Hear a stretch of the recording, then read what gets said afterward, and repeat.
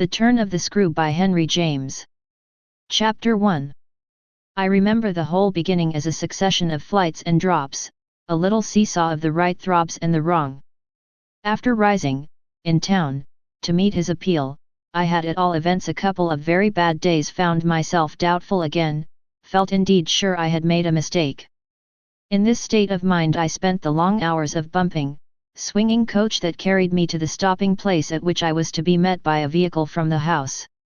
This conveyance, I was told, had been ordered, and I found, toward the close of the June afternoon, a commodious fly-in waiting for me.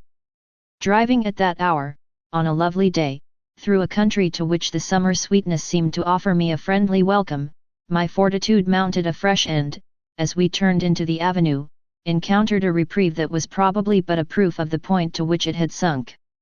I suppose I had expected, or had dreaded, something so melancholy that what greeted me was a good surprise. I remember as a most pleasant impression the broad, clear front, its open windows and fresh curtains and the pair of maids looking out. I remember the lawn and the bright flowers and the crunch of my wheels on the gravel and the clustered treetops over which the rooks circled and caught in the golden sky. The scene had a greatness that made it a different affair from my own scant home, and there immediately appeared at the door, with a little girl in her hand, a civil person who dropped me as decent a curtsy as if I had been the mistress or a distinguished visitor. I had received in Harley Street a narrower notion of the place, and that, as I recalled it, made me think the proprietor still more of a gentleman, suggested that what I was to enjoy might be something beyond his promise.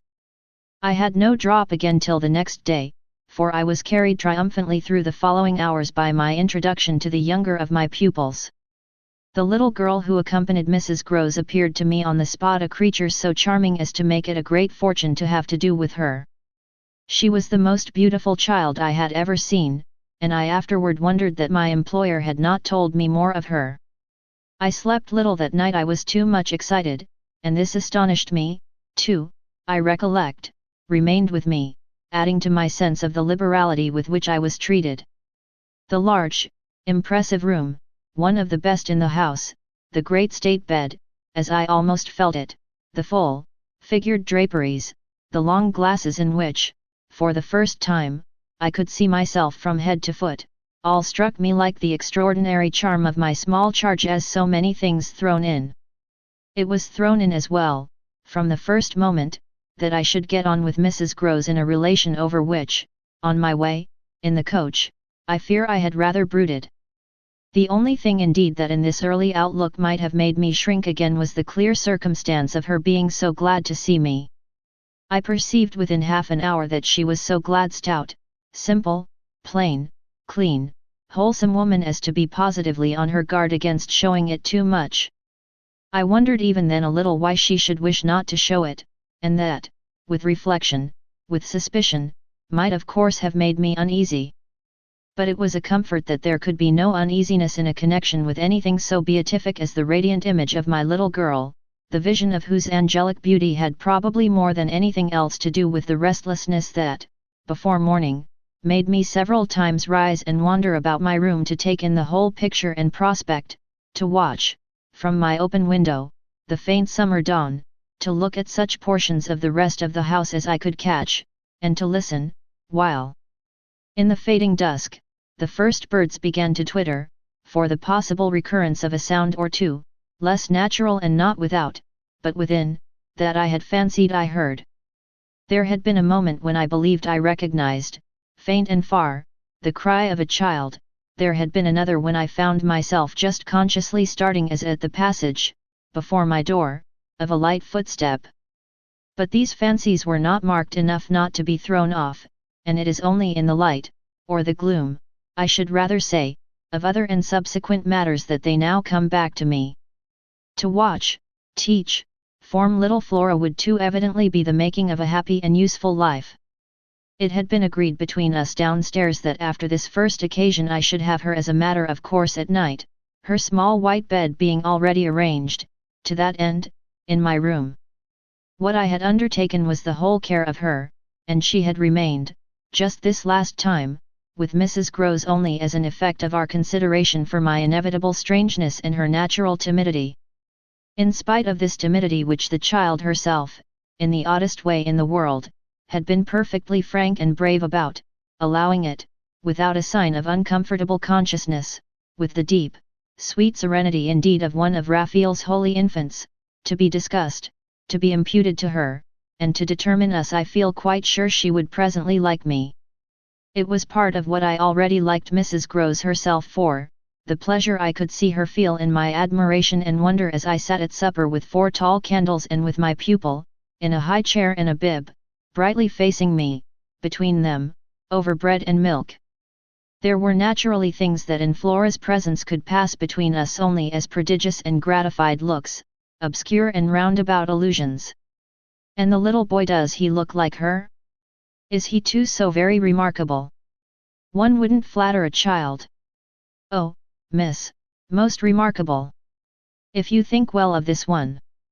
And she stood there with a plate in her hand, beaming at our companion, who looked from one of us to the other with placid heavenly eyes that contained nothing to check us. Yes, if I do. You will be carried away by the little gentleman. Well, that, I think, is what I came for, to be carried away.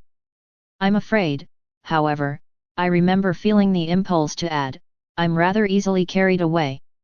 I was carried away in London. I can still see Mrs. Grose's broad face as she took this in. In Harley Street. In Harley Street. Well, miss, you're not the first and you won't be the last. Oh, I've no pretension, I could laugh, to being the only one. My other pupil, at any rate, as I understand, comes back tomorrow. Not tomorrow, Friday, miss. He arrives, as you did, by the coach, under care of the guard, and is to be met by the same carriage. I forthwith expressed that the proper as well as the pleasant and friendly thing would be therefore that on the arrival of the public conveyance I should be in waiting for him with his little sister, an idea in which Mrs. Grose concurred so heartily that I somehow took her manner as a kind of comforting pledge never falsified. Thank heaven, that we should on every question be quite at one. Oh, she was glad I was there. What I felt the next day was, I suppose, nothing that could be fairly called a reaction from the cheer of my arrival.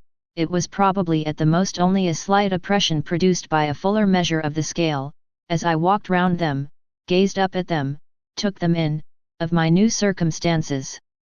They had, as it were, an extent and mass for which I had not been prepared and in the presence of which I found myself, freshly, a little scared as well as a little proud. Lessons, in this agitation, certainly suffered some delay. I reflected that my first duty was, by the gentlest arts I could contrive, to win the child into the sense of knowing me. I spent the day with her out of doors. I arranged with her, to her great satisfaction, that it should be she only, who might show me the place. She showed it step by step and room by room and secret by secret, with droll, delightful, childish talk about it, and with the result, in half an hour, of our becoming immense friends. Young as she was, I was struck, throughout our little tour, with her confidence and courage with the way, in empty chambers and dull corridors, on crooked staircases that made me pause, and even on the summit of an old machicolated square tower that made me dizzy, her morning music, her disposition to tell me so many more things than she asked, rang out and led me on. I have not seen Bly since the day I left it, and I dare say that to my older and more informed eyes it would now appear sufficiently contracted. But as my little conductress, with her hair of gold and her frock of blue, danced before me round corners and pattered down passages, I had the view of a castle of romance inhabited by a rosy sprite, such a place as would somehow, for diversion of the young idea, take all colour out of story-books and fairy tales. Wasn't it just a story-book over which I had fallen a doze in a dream? No, it was a big, ugly, antique, but convenient house, embodying a few features of a building still older, half replaced and half utilized, in which I had the fancy of our being almost as lost as a handful of passengers in a great drifting ship. Well, I was, strangely, at the helm. Chapter 2. This came home to me when, 2 days later, I drove over with Flora to meet, as Mrs. Grose said, the little gentleman, and all the more for an incident that, presenting itself the second evening, had deeply disconcerted me. The first day had been, on the whole, as I have expressed, reassuring, but I was to see it wind up in keen apprehension. The post bag, that evening it came late, contained a letter for me, which, however, in the hand of my employer, I found to be composed but of a few words enclosing another, addressed to himself, with the seal still unbroken. This, I recognize, is from the headmaster, and the headmaster's an awful bore. Read him, please, deal with him, but mind you don't report. Not a word. I'm off. I broke the seal with a great effort, so great a one that I was a long time coming to it, took the unopened missive at last up to my room and only attacked it just before going to bed. I had better have let it wait till morning, for it gave me a second sleepless night. With no counsel to take, the next day, I was full of distress, and it finally got so the better of me that I determined to open myself at least to Mrs. Groves. What does it mean? The child's dismissed his school. She gave me a look that I remarked at the moment, then, visibly, with a quick blankness, seemed to try to take it back. But aren't they all sent home? Yes. But only for the holidays. Miles may never go back at all. Consciously, under my attention, she reddened. They won't take him. They absolutely decline. At this she raised her eyes, which she had turned from me. I saw them fill with good tears. What has he done? I hesitated, then I judged best simply to hand her my letter, which, however, had the effect of making her, without taking it, simply put her hands behind her. She shook her head sadly. Such things are not for me, miss. My counselor couldn't read. I winced at my mistake, which I attenuated as I could, and opened my letter again to repeat it to her, then, faltering in the act and folding it up once more, I put it back in my pocket. Is he really bad? The tears were still in her eyes. Do the gentlemen say so? They go into no particulars. They simply express their regret that it should be impossible to keep him. That can have only one meaning. Mrs. Groves listened with dumb emotion. She forbore to ask me what this meaning might be, so that, presently, to put the thing with some coherence and with the mere aid of her presence to my own mind, I went on, that he's an injury to the others. At this, with one of the quick turns of simple folk, she suddenly flamed up. Master Miles! Him an injury! There was such a flood of good faith in it that, though I had not yet seen the child, my very fears made me jump to the absurdity of the idea. I found myself, to meet my friend the better, offering it, on the spot, sarcastically, to his poor little innocent mates. It's too dreadful, cried Mrs. Groves, to say such cruel things. Why, he's scarce 10 years old. Yes, yes, it would be incredible. She was evidently grateful for such a profession. See him, miss, first. Then believe it. I felt forthwith a new impatience to see him. It was the beginning of a curiosity that, for all the next hours, was to deepen almost to pain. Mrs. Groves was aware, I could judge, of what she had produced in me, and she followed it up with assurance. You might as well believe it of the little lady. Bless her, she added the next moment. Look at her. I turned and saw that Flora, whom, 10 minutes before, I had established in the schoolroom with a sheet of white paper, a pencil and a copy of nice round O's, now presented herself to view at the open door. She expressed in her little way an extraordinary detachment from disagreeable duties, looking to me, however, with a great childish light that seemed to offer it as a mere result of the affection she had conceived for my person, which had rendered necessary that she should follow me. I needed nothing more than this to feel the full force of Mrs. Groves's comparison, and, catching my pupil in my arms, covered her with kisses in which there was a sob of atonement. Nonetheless, the rest of the day I watched for further occasion to approach my colleague, especially as, toward evening, I began to fancy she rather sought to avoid me. I overtook her, I remember, on the staircase. We went down together, and at the bottom I detained her, holding her there with a hand on her arm. I take what you said to me at noon as a declaration that you've never known him to be bad. She threw back her head. She had clearly, by this time, and very honestly, adopted an attitude. Oh, never known him, I don't pretend that. I was upset again. Then you have known him? Yes indeed, miss, thank God. On reflection I accepted this. You mean that a boy who never is no boy for me? I held her tighter. You like them with the spirit to be naughty. Then, keeping pace with her answer, so do I. I eagerly brought out. But not to the degree to contaminate. To contaminate. My big word left her at a loss. I explained it. To corrupt. She stared, taking my meaning in, but it produced in her an odd laugh. Are you afraid he'll corrupt you? She put the question with such a fine bold humor that, with a laugh, a little silly doubtless, to match her own, I gave way for the time to the apprehension of ridicule. But the next day, as the hour for my drive approached, I cropped up in another place. What was the lady who was here before? The last governess?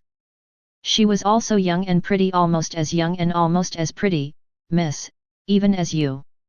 Ah, then, I hope her youth and her beauty helped her. I recollect throwing off. He seems to like us young and pretty. Oh, he did, Mrs. Groves assented, it was the way he liked everyone. She had no sooner spoken indeed than she caught herself up.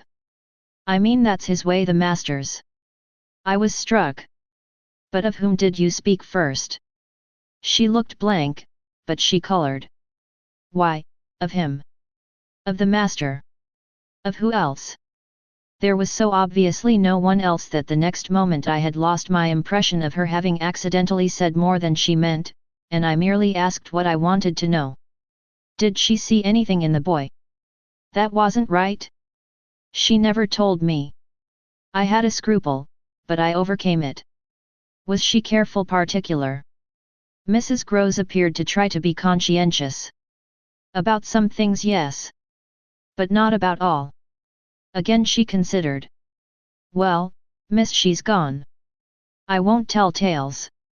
I quite understand your feeling, I hastened to reply, but I thought it, after an instant, not opposed to this concession to pursue, did she die here? No, she went off. I don't know what there was in this brevity of Mrs. Groves's that struck me as ambiguous. Went off to die. Mrs. Groves looked straight out of the window, but I felt that, hypothetically, I had a right to know what young persons engaged for Bly were expected to do. She was taken ill, you mean, and went home.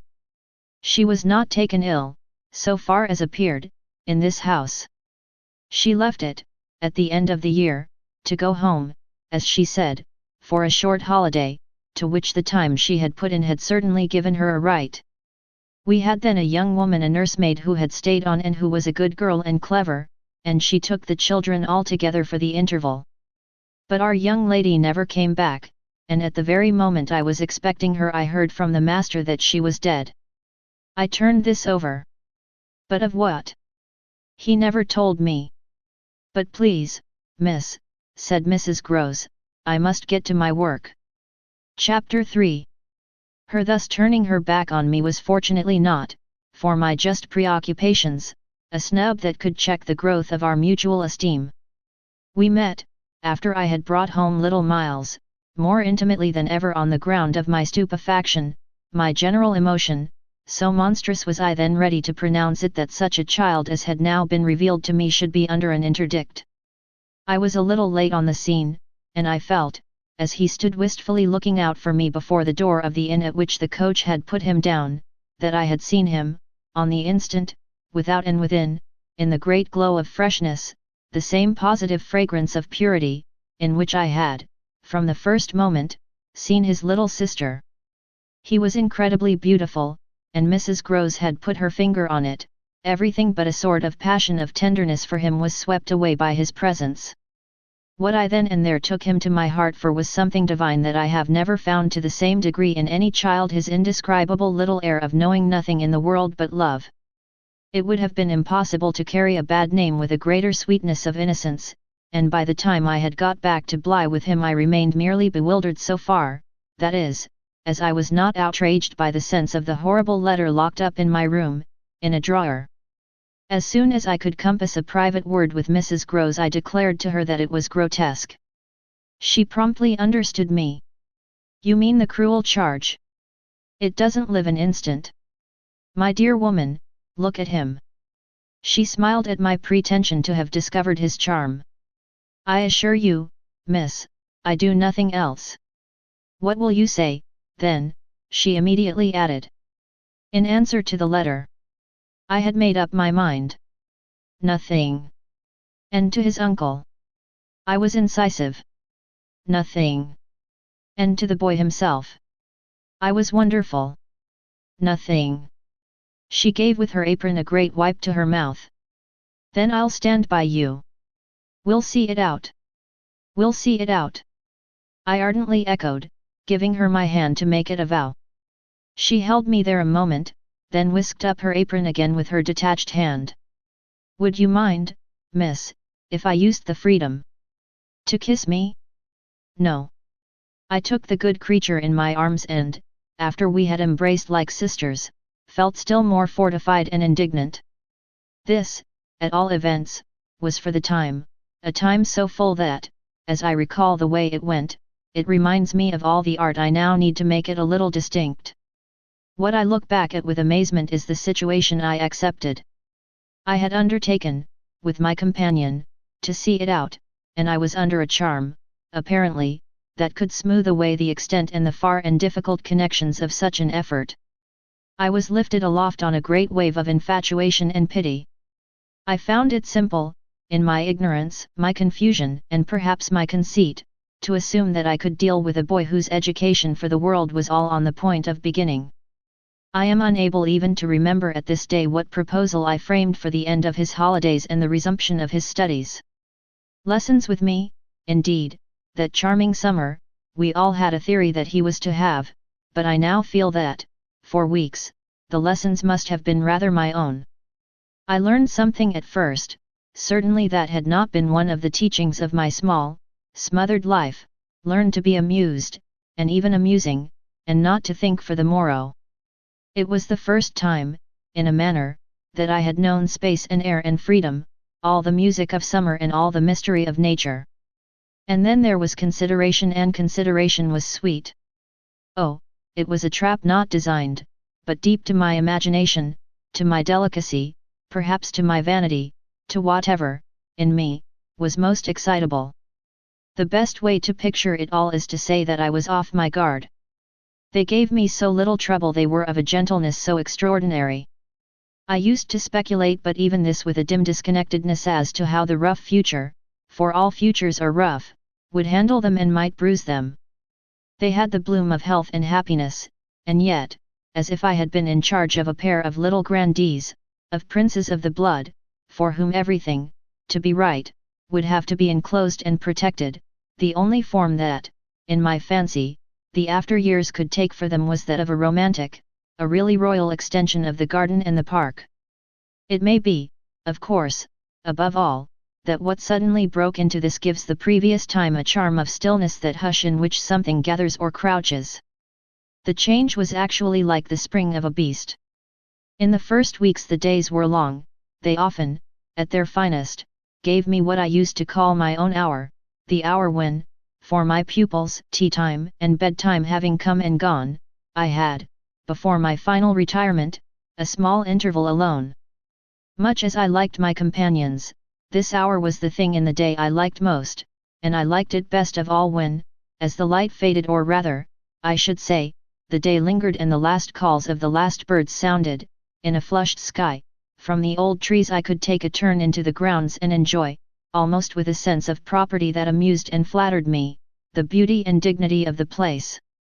It was a pleasure at these moments to feel myself tranquil and justified, doubtless, perhaps, also to reflect that by my discretion, my quiet good sense and general high propriety, I was giving pleasure, if he ever thought of it, to the person to whose pressure I had responded. What I was doing was what he had earnestly hoped and directly asked of me, and that I could, after all, do it proved even a greater joy than I had expected. I dare say I fancied myself, in short, a remarkable young woman and took comfort in the faith that this would more publicly appear. Well, I needed to be remarkable to offer a front to the remarkable things that presently gave their first sign. It was plump, one afternoon, in the middle of my very hour, the children were tucked away, and I had come out for my stroll. One of the thoughts that, as I don't in the least shrink now from noting, used to be with me in these wanderings was that it would be as charming as a charming story suddenly to meet someone.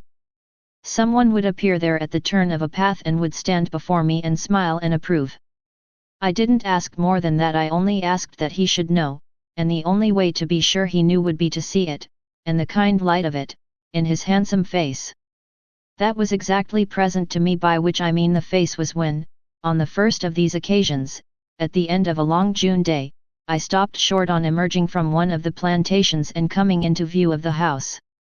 What arrested me on the spot and with a shock much greater than any vision had allowed for was the sense that my imagination had, in a flash, turned real.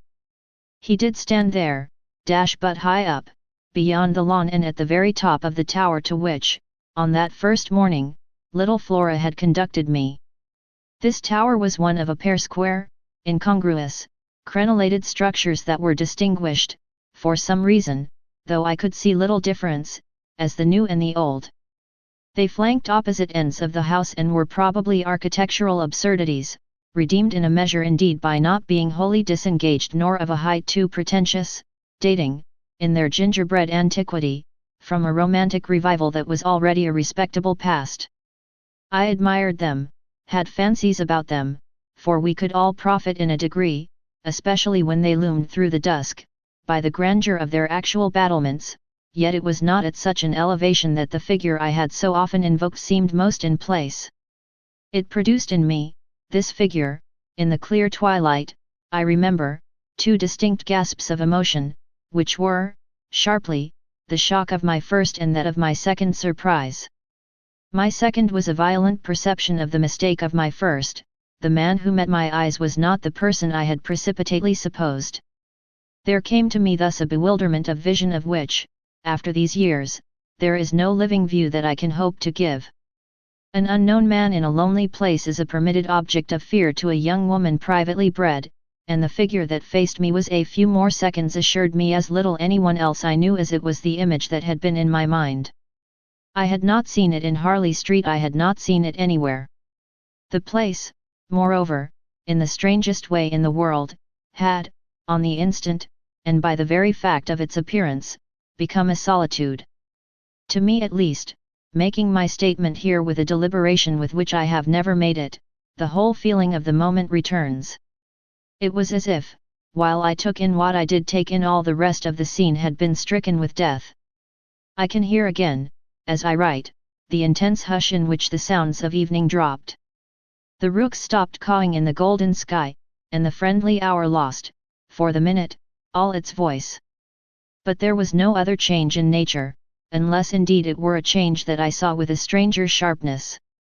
The gold was still in the sky, the clearness in the air, and the man who looked at me over the battlements was as definite as a picture in a frame. That's how I thought, with extraordinary quickness, of each person that he might have been and that he was not. We were confronted across our distance quite long enough for me to ask myself with intensity who then he was, and to feel, as an effect of my inability to say, a wonder that in a few instants more became intense. The great question, or one of these, is, afterward, I know, with regard to certain matters, the question of how long they have lasted. Well, this matter of mine, think what you will of it, lasted while I caught at a dozen possibilities, none of which made a difference for the better, that I could see, in their having been in the house, and for how long, above all, a person of whom I was in ignorance. It lasted while I just bridled a little with the sense that my office demanded that there should be no such ignorance and no such person. It lasted while this visitant, at all events, and there was a touch of the strange freedom, as I remember, in the sign of familiarity of his wearing no hat, seemed to fix me, from his position, with just the question, just the scrutiny through the fading light, that his own presence provoked. We were too far apart to call to each other, but there was a moment at which, at shorter range, some challenge between us, breaking the hush, would have been the right result of our straight mutual stare. He was in one of the angles, the one away from the house, very erect, as it struck me, and with both hands on the ledge. So I saw him as I see the letters I form on this page, then, exactly, after a minute, as if to add to the spectacle, he slowly changed his place past, looking at me hard all the while, to the opposite corner of the platform. Yes, I had the sharpest sense that during this transit he never took his eyes from me, and I can see at this moment the way his hand, as he went, passed from one of the crenellations to the next. He stopped at the other corner, but less long, and even as he turned away still markedly fixed me. He turned away, that was all I knew. Chapter 4. It was not that I didn't wait, on this occasion, for more, for I was rooted as deeply as I was shaken. Was there a secret at Bly, a mystery of Udolpho, or an insane, an unmentionable relative kept in unsuspected confinement? I can't say how long I turned it over, or how long, in a confusion of curiosity and dread, I remained where I had had my collision. I only recall that when I re-entered the house darkness had quite closed in. Agitation, in the interval, certainly had held me and driven me, for I must, in circling about the place, have walked 3 miles, but I was to be, later on, so much more overwhelmed that this mere dawn of alarm was a comparatively human chill. The most singular part of it, in fact singular as the rest had been, was the part I became, in the hall, aware of in meeting Mrs. Grose. This picture comes back to me in the general train, the impression, as I received it on my return, of the wide white-panelled space, bright in the lamplight and with its portraits and red carpet, and of the good surprised look of my friend, which immediately told me she had missed me. It came to me straightway, under her contact, that, with plain hardiness, mere relieved anxiety at my appearance, she knew nothing whatever that could bear upon the incident I had there ready for her. I had not suspected in advance that her comfortable face would pull me up, and I somehow measured the importance of what I had seen by my thus finding myself hesitate to mention it. Scarce anything in the whole history seems to me so odd as this fact that my real beginning of fear was one, as I may say, with the instinct of sparing my companion. On the spot, accordingly, in the pleasant hall and with her eyes on me, I, for a reason that I couldn't then have phrased, achieved an inward resolution, offered a vague pretext for my lateness, and, with the plea of the beauty of the night and of the heavy dew and wet feet, went as soon as possible to my room. Here it was another affair. Here, for many days after, it was a queer affair enough. There were hours, from day to day, or at least there were moments, snatched even from clear duties, when I had to shut myself up to think.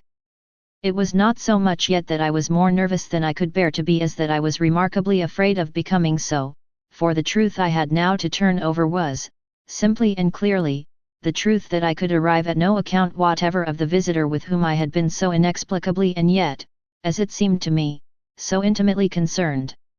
It took little time to see that I could sound without forms of inquiry and without exciting remark any domestic complications. The shock I had suffered must have sharpened all my senses, I felt sure, at the end of 3 days, and as the result of mere closer attention, that I had not been practiced upon by the servants nor made the object of any game. Of whatever it was that I knew, nothing was known around me. There was but one sane inference: someone had taken a liberty rather gross. That was what, repeatedly, I dipped into my room and locked the door to say to myself. We had been, collectively, subject to an intrusion. Some unscrupulous traveller, curious in old houses, had made his way in unobserved, enjoyed the prospect from the best point of view, and then stolen out as he came. If he had given me such a bold hard stare, that was but a part of his indiscretion. The good thing, after all, was that we should surely see no more of him. This was not so good a thing, I admit, as not to leave me to judge that what, essentially, made nothing else much signify was simply my charming work.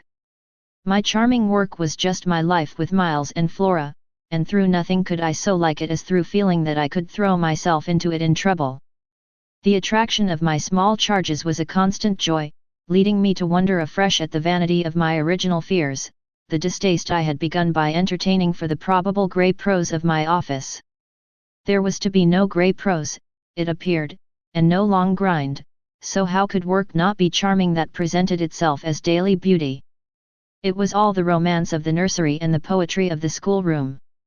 I don't mean by this, of course, that we studied only fiction and verse, I mean I can express no otherwise the sort of interest my companions inspired. How can I describe that except by saying that instead of growing used to the man it's a marvel for a governess, I call the sisterhood to witness, I made constant fresh discoveries. There was one direction, assuredly, in which these discoveries stopped, deep obscurity continued to cover the region of the boy's conduct at school. It had been promptly given me, I have noted, to face that mystery without a pang. Perhaps even it would be nearer the truth to say that without a word he himself had cleared it up. He had made the whole charge absurd. My conclusion bloomed there with the real rose flush of his innocence, he was only too fine and fair for the little horrid, unclean school world, and he had paid a price for it. I reflected acutely that the sense of such differences, such superiorities of quality, always, on the part of the majority which could include even stupid, sordid headmasters turn infallibly to the vindictive. Both the children had a gentleness, it was their only fault, and it never made Miles a muff, that kept them how shall I express it, almost impersonal and certainly quite unpunishable. They were like the cherubs of the anecdote, who had morally, at any rate nothing to whack. I remember feeling with Miles in especial as if he had had, as it were, no history. We expect of a small child a scant one, but there was in this beautiful little boy something extraordinarily sensitive, yet extraordinarily happy, that, more than in any creature of his age I have seen, struck me as beginning anew each day. He had never for a second suffered. I took this as a direct disproof of his having really been chastised. If he had been wicked he would have caught it, and I should have caught it by the rebound I should have found the trace. I found nothing at all, and he was therefore an angel. He never spoke of his school, never mentioned a comrade or a master, and I, for my part, was quite too much disgusted to allude to them. Of course I was under the spell, and the wonderful part is that, even at the time, I perfectly knew I was. But I gave myself up to it, it was an antidote to any pain, and I had more pains than one.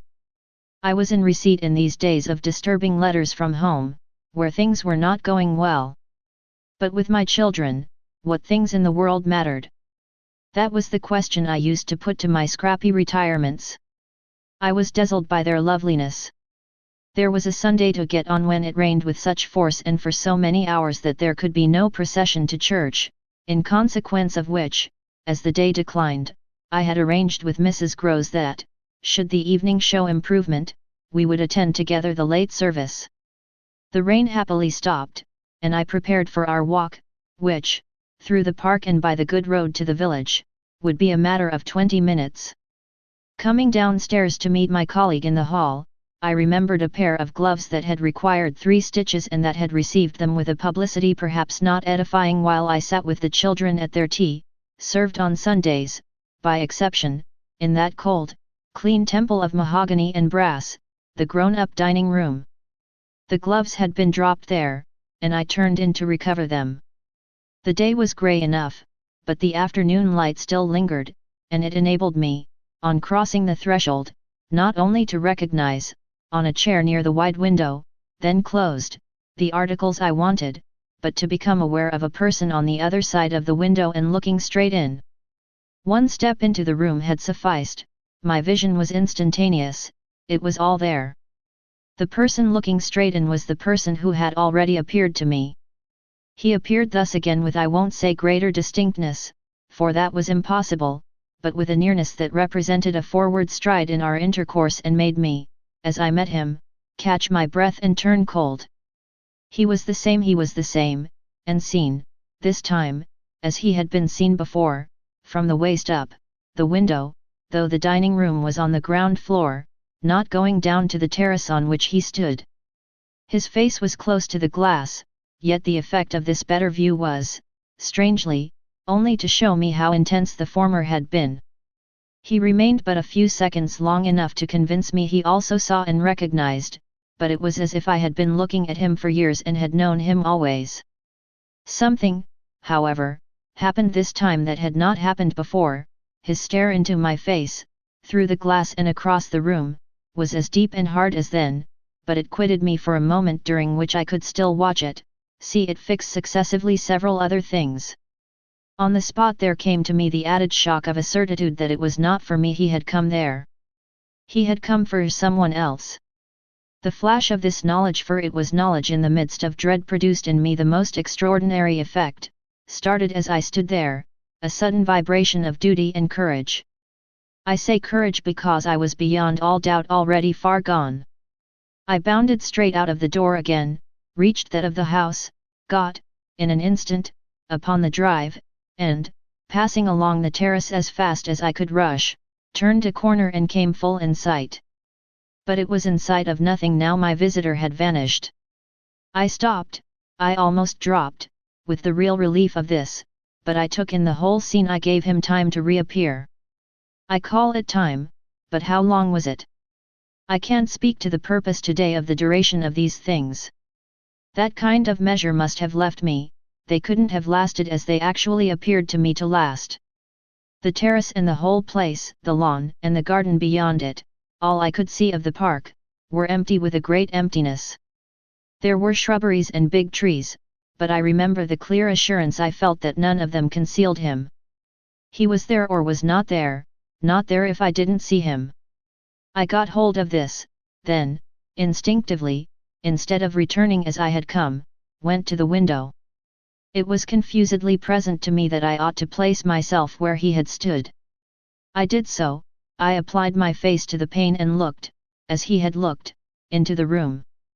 As if, at this moment, to show me exactly what his range had been, Mrs. Grose, as I had done for himself just before, came in from the hall. With this I had the full image of a repetition of what had already occurred. She saw me as I had seen my own visitant, she pulled up short as I had done, I gave her something of the shock that I had received. She turned white, and this made me ask myself if I had blanched as much. She stared, in short, and retreated on just my lines, and I knew she had then passed out and come round to me and that I should presently meet her. I remained where I was, and while I waited I thought of more things than one. But there's only one I take space to mention. I wondered why she should be scared. Chapter 5. Oh, she let me know as soon as, round the corner of the house, she loomed again into view. What in the name of goodness is the matter? She was now flushed and out of breath. I said nothing till she came quite near. With me? I must have made a wonderful face. Do I show it? You're as white as a sheet. You look awful. I considered, I could meet on this, without scruple, any innocence. My need to respect the bloom of Mrs. Grose's had dropped, without a rustle, from my shoulders, and if I wavered for the instant it was not with what I kept back. I put out my hand to her and she took it.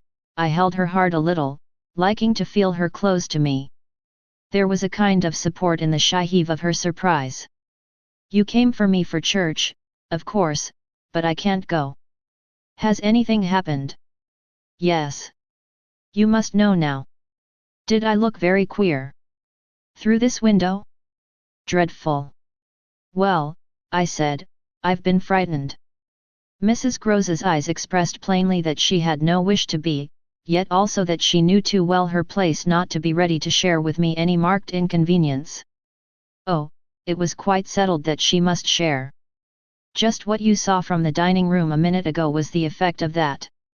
What I saw just before was much worse. Her hand tightened. What was it? An extraordinary man. Looking in. What extraordinary man? I haven't the least idea. Mrs. Grose gazed round us in vain. Then where is he gone? I know still less. Have you seen him before? Yes, once. On the old tower. She could only look at me harder. Do you mean he's a stranger? Oh, very much. Yet you didn't tell me. No, for reasons. But now that you've guessed. Mrs. Grose's round eyes encountered this charge. Ah, I haven't guessed, she said very simply. How can I if you don't imagine? I don't in the very least. You've seen him nowhere but on the tower. And on this spot just now. Mrs. Grose looked round again. What was he doing on the tower? Only standing there and looking down at me. She thought a minute. Was he a gentleman? I found I had no need to think. No. She gazed in deeper wonder. No. Then nobody about the place? Nobody from the village? Nobody. I didn't tell you, but I made sure. She breathed a vague relief. This was, oddly, so much to the good. It only went indeed a little way. But if he isn't a gentleman, what is he? He's a horror. A horror. He's God help me if I know what he is. Mrs. Grose looked round once more, she fixed her eyes on the duskier distance, then, pulling herself together, turned to me with abrupt inconsequence. It's time we should be at church. Oh, I'm not fit for church. Won't it do you good? It won't do them. I nodded at the house. The children. I can't leave them now. You're afraid? I spoke boldly. I'm afraid of him. Mrs. Grose's large face showed me, at this, for the first time, the faraway faint glimmer of a consciousness more acute. I somehow made out in it the delayed dawn of an idea I myself had not given her and that was as yet quite obscure to me. It comes back to me that I thought instantly of this as something I could get from her, and I felt it to be connected with the desire she presently showed to know more. When was it on the tower? About the middle of the month. At this same hour. Almost at dark, said Mrs. Grose. Oh, no, not nearly. I saw him as I see you. Then how did he get in? And how did he get out? I laughed. I had no opportunity to ask him. This evening, you see, I pursued, he has not been able to get in. He only peeps. I hope it will be confined to that. She had now let go my hand, she turned away a little. I waited an instant, then I brought out, go to church. Goodbye. I must watch.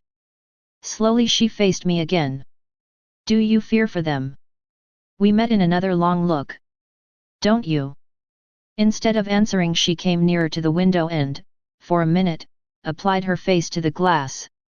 You see how he could see, I meanwhile went on. She didn't move. How long was he here? Till I came out. I came to meet him. Mrs. Grose at last turned round, and there was still more in her face. I couldn't have come out. Neither could I. I laughed again. But I did come. I have my duty. So have I mine, she replied, after which she added, what is he like? I've been dying to tell you. But he's like nobody. Nobody, she echoed. He has no hat.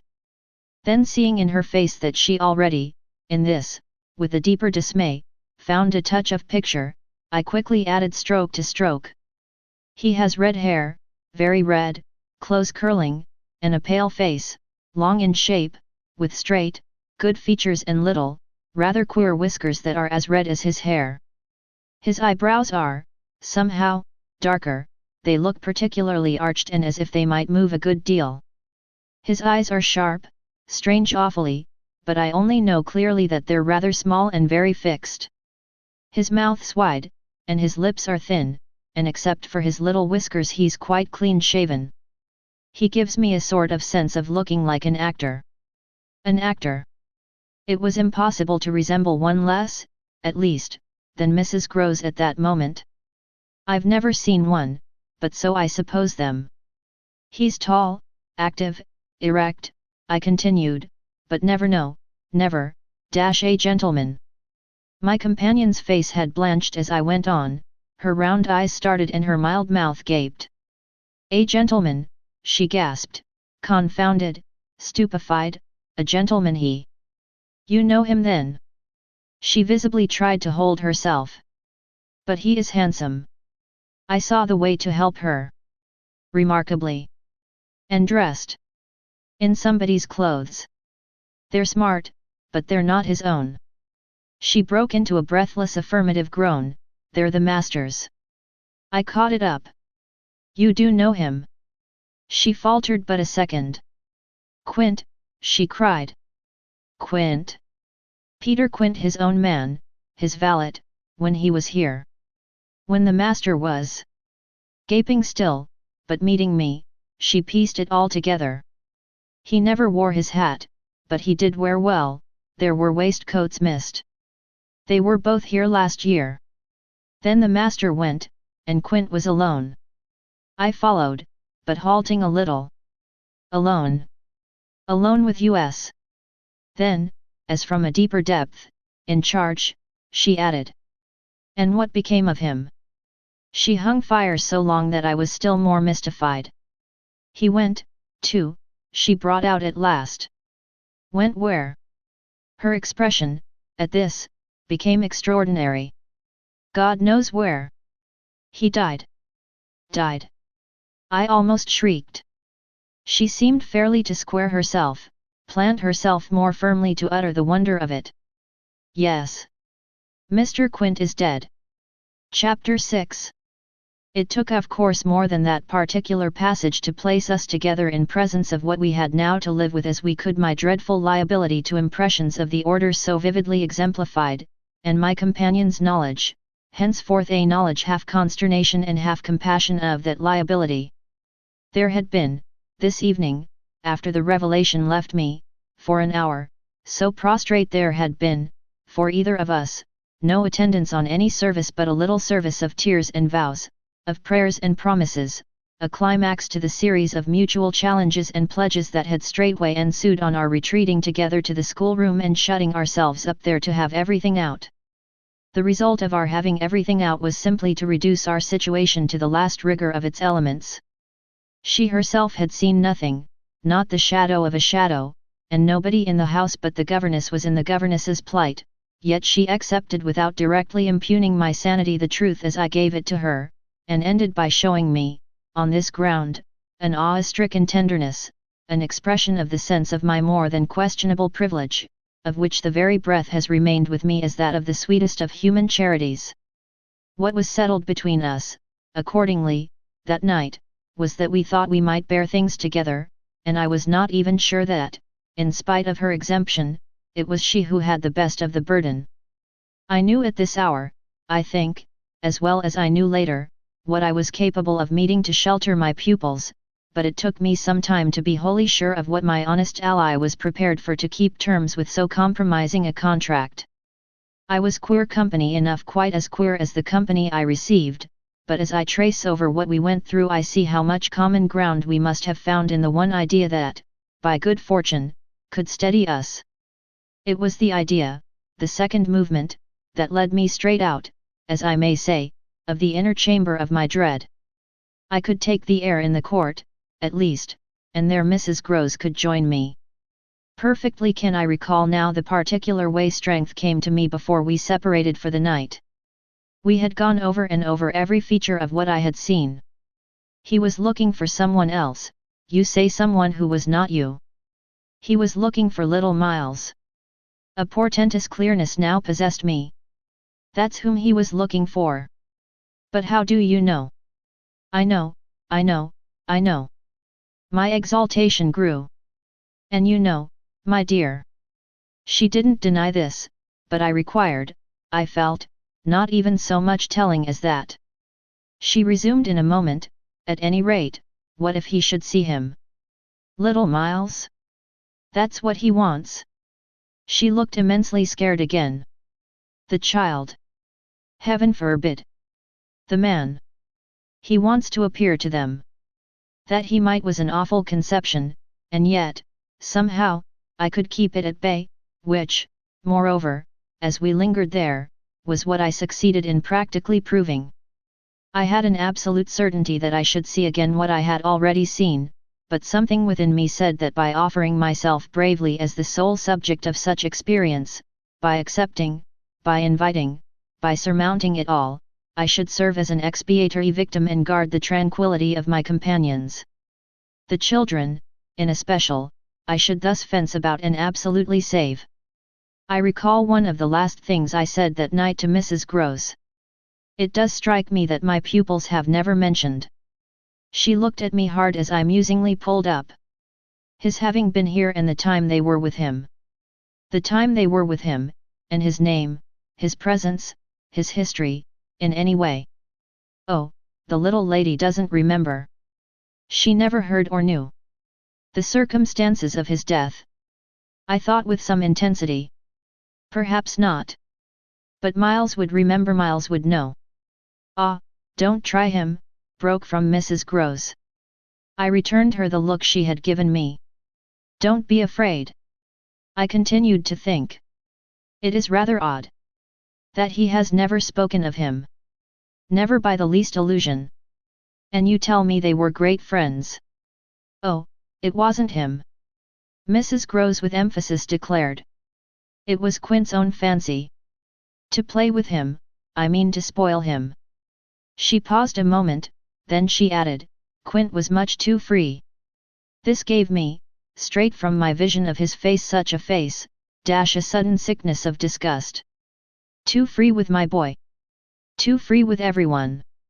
I forbore, for the moment, to analyze this description further than by the reflection that a part of it applied to several of the members of the household, of the half-dozen maids and men who were still of our small colony. But there was everything, for our apprehension, in the lucky fact that no discomfortable legend, no perturbation of scullions, had ever, within anyone's memory, attached to the kind old place. It had neither bad name nor ill fame, and Mrs. Gross, most apparently, only desired to cling to me and to quake in silence.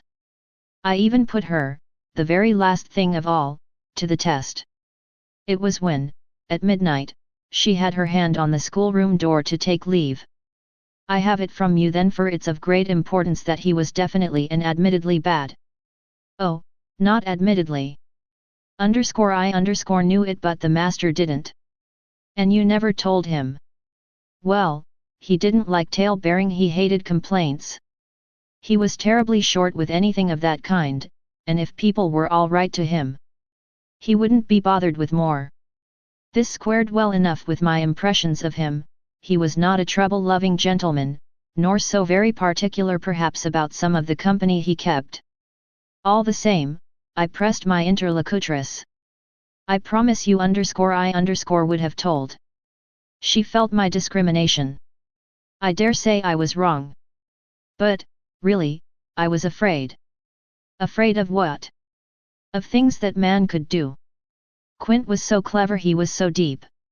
I took this and still more than, probably, I showed. You weren't afraid of anything else? Not of his effect. His effect, she repeated with a face of anguish and waiting while I faltered. On innocent little precious lives. They were in your charge. No, they were not in mine, she roundly and distressfully returned. The master believed in him and placed him here because he was supposed not to be well and the country air so good for him. So he had everything to say. Yes, she let me have it even about them. Them, that creature. I had to smother a kind of howl. And you could bear it. No, I couldn't, and I can't now. And the poor woman burst into tears.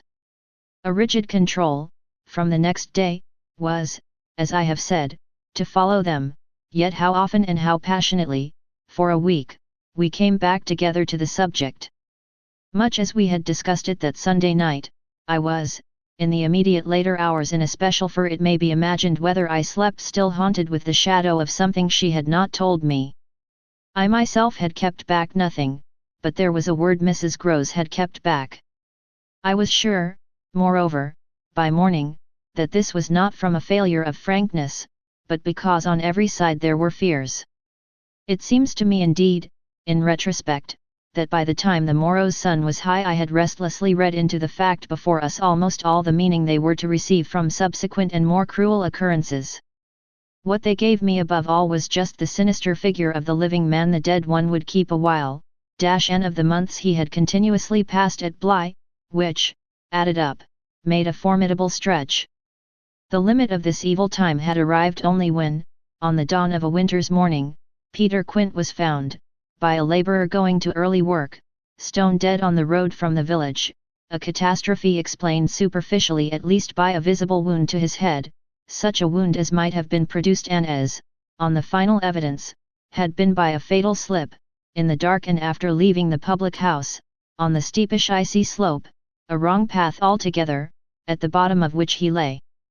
The icy slope, the turn mistaken at night and in liquor, accounted for much practically, in the end and after the inquest and boundless chatter, for everything, but there had been matters in his life, strange passages and perils, secret disorders, vices more than suspected that would have accounted for a good deal more. I scarce know how to put my story into words that shall be a credible picture of my state of mind, but I was in these days literally able to find a joy in the extraordinary flight of heroism the occasion demanded of me.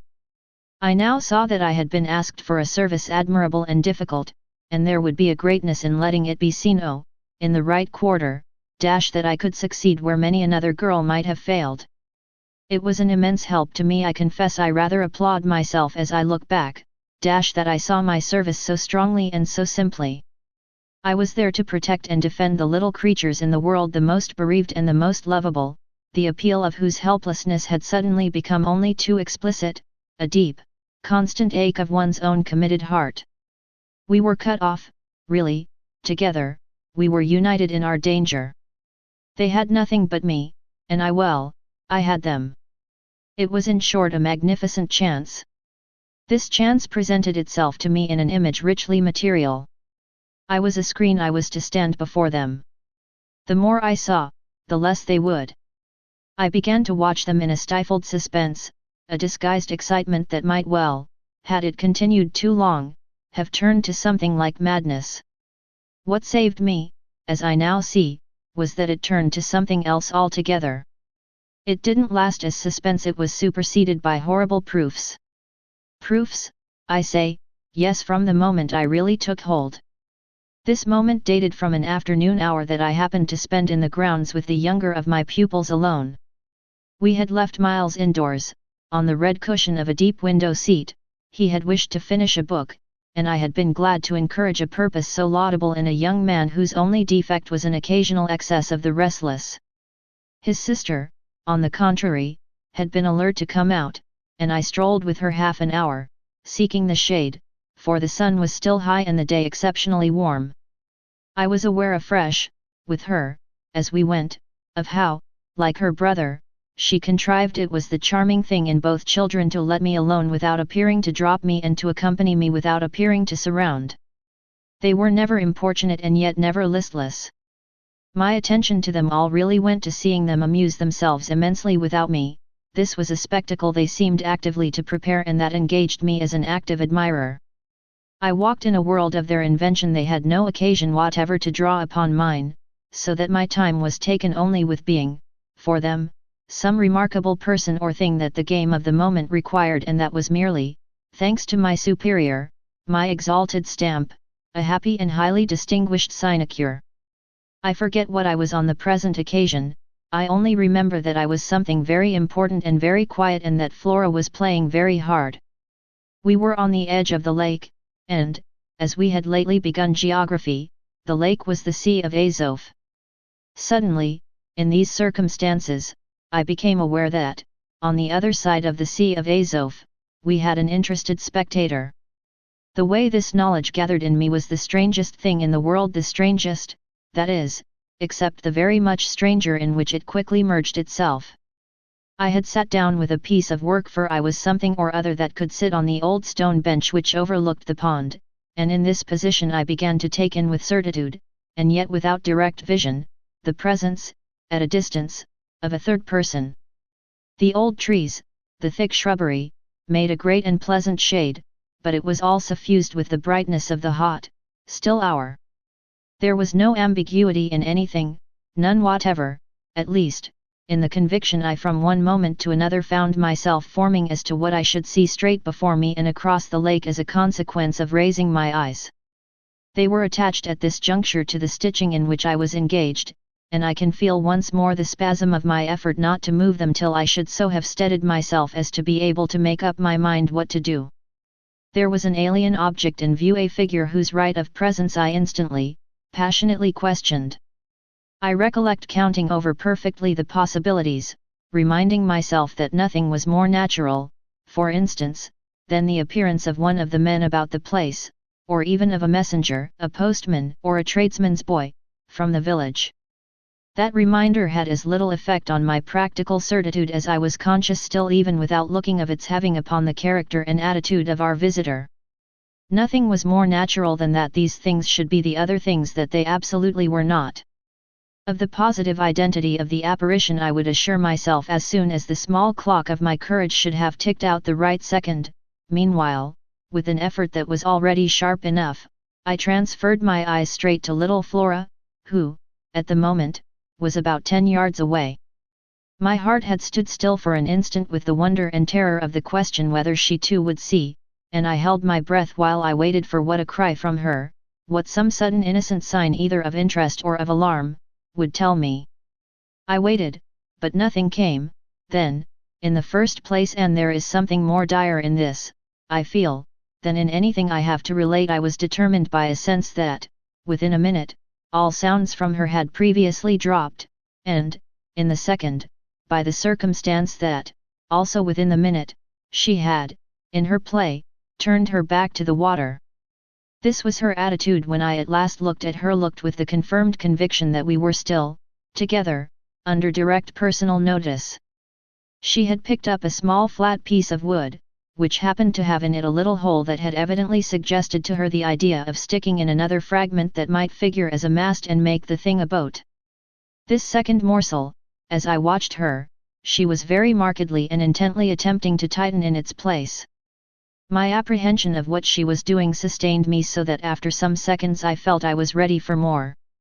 Then I again shifted my eyes. I faced what I had to face. Chapter 7. I got hold of Mrs. Groves as soon after this as I could, and I can give no intelligible account of how I fought out the interval. Yet I still hear myself cry as I fairly threw myself into her arms, "They know it's too monstrous, they know, they know." And what on earth? I felt her incredulity as she held me. "Why, all that we know, and heaven knows what else besides." Then, as she released me, I made it out to her, made it out perhaps only now with full coherency even to myself. 2 hours ago, in the garden I could scarce articulate. Flora saw. Mrs. Groves took it as she might have taken a blow in the stomach. "She has told you," she panted. "Not a word, that's the horror." She kept it to herself. The child of 8, that child. Unutterable still, for me, was the stupefaction of it. Mrs. Groves, of course, could only gape the wider. "Then how do you know?" "I was there, I saw with my eyes, saw that she was perfectly aware." "Do you mean aware of him?" "No, of her."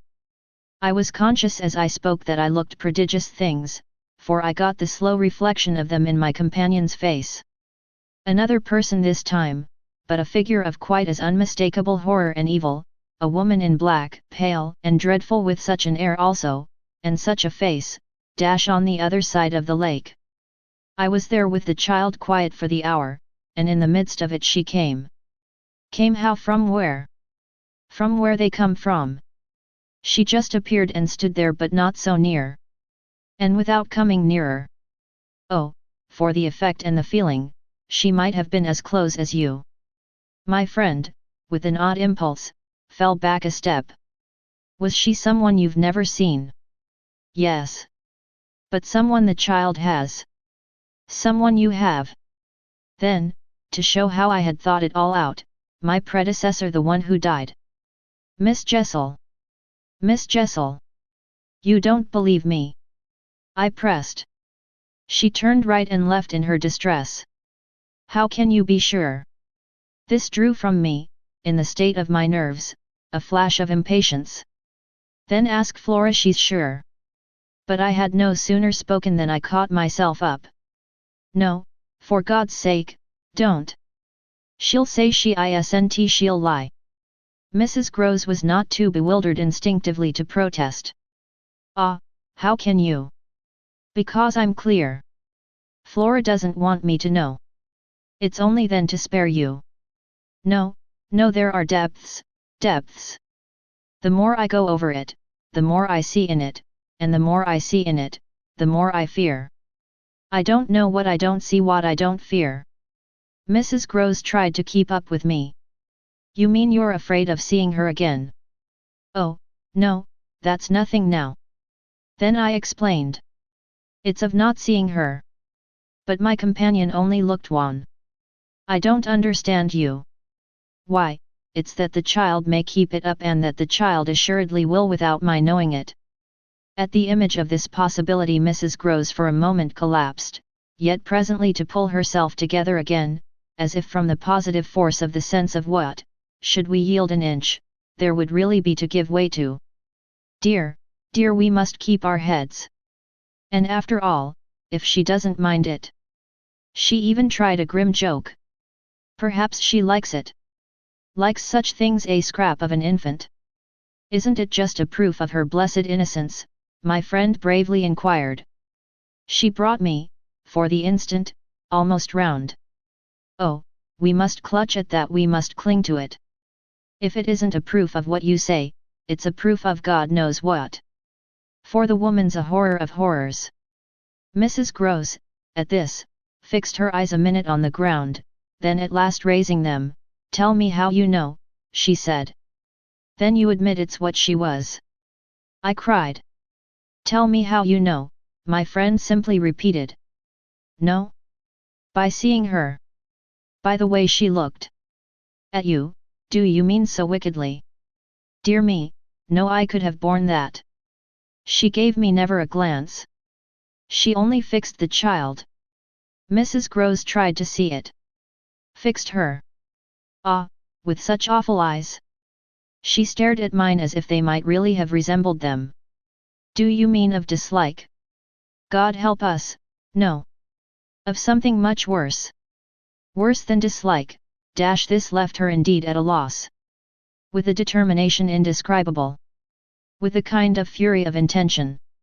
I made her turn pale. Intention. To get hold of her. Mrs. Groves, her eyes just lingering on mine, gave a shudder and walked to the window, and while she stood there looking out I completed my statement.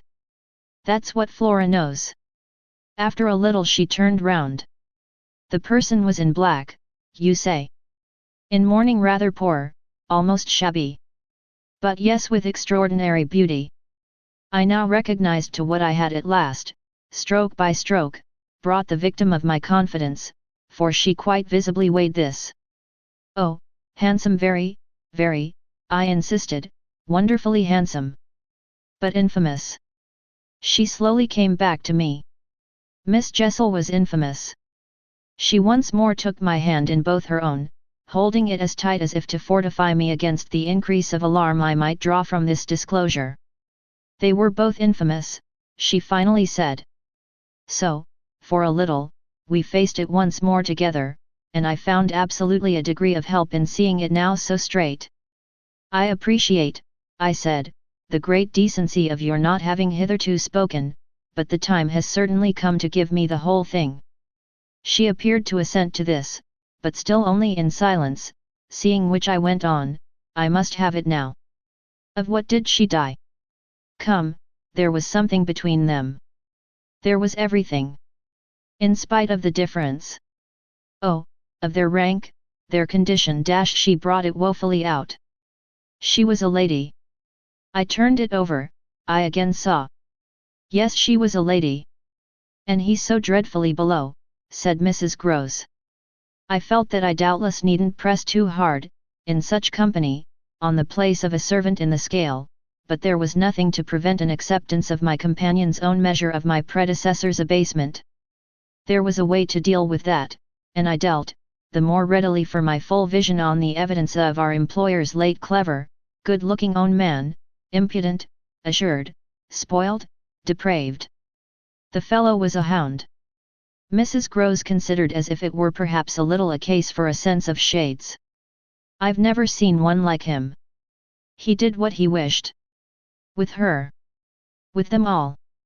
It was as if now in my friend's own eyes Miss Jessel had again appeared. I seemed at any rate, for an instant, to see their evocation of her as distinctly as I had seen her by the pond, and I brought out with decision, it must have been also what she wished. Mrs. Groves's face signified that it had been indeed, but she said at the same time, poor woman, she paid for it. Then you do know what she died of? I asked. No, I know nothing. I wanted not to know, I was glad enough I didn't, and I thanked heaven she was well out of this. Yet you had, then, your idea of her real reason for leaving? Oh, yes, as to that. She couldn't have stayed. Fancy it here for a governess. And afterward I imagined, and I still imagine. And what I imagine is dreadful. Not so dreadful as what I do, I replied, on which I must have shown her as I was indeed but too conscious a front of miserable defeat. It brought out again all her compassion for me, and at the renewed touch of her kindness my power to resist broke down. I burst, as I had, the other time, made her burst, into tears. She took me to her motherly breast, and my lamentation overflowed. I don't do it. I sobbed in despair, I don't save or shield them. It's far worse than I dreamed they were lost. Chapter 8. What I had said to Mrs. Groves was true enough. There were in the matter I had put before her depths and possibilities that I lacked resolution to sound, so that when we met once more in the wonder of it we were of a common mind about the duty of resistance to extravagant fancies. We were to keep our heads if we should keep nothing else, difficult indeed as that might be in the face of what, in our prodigious experience, was least to be questioned. Late that night, while the house slept, we had another talk in my room, when she went all the way with me as to its being beyond doubt that I had seen exactly what I had seen.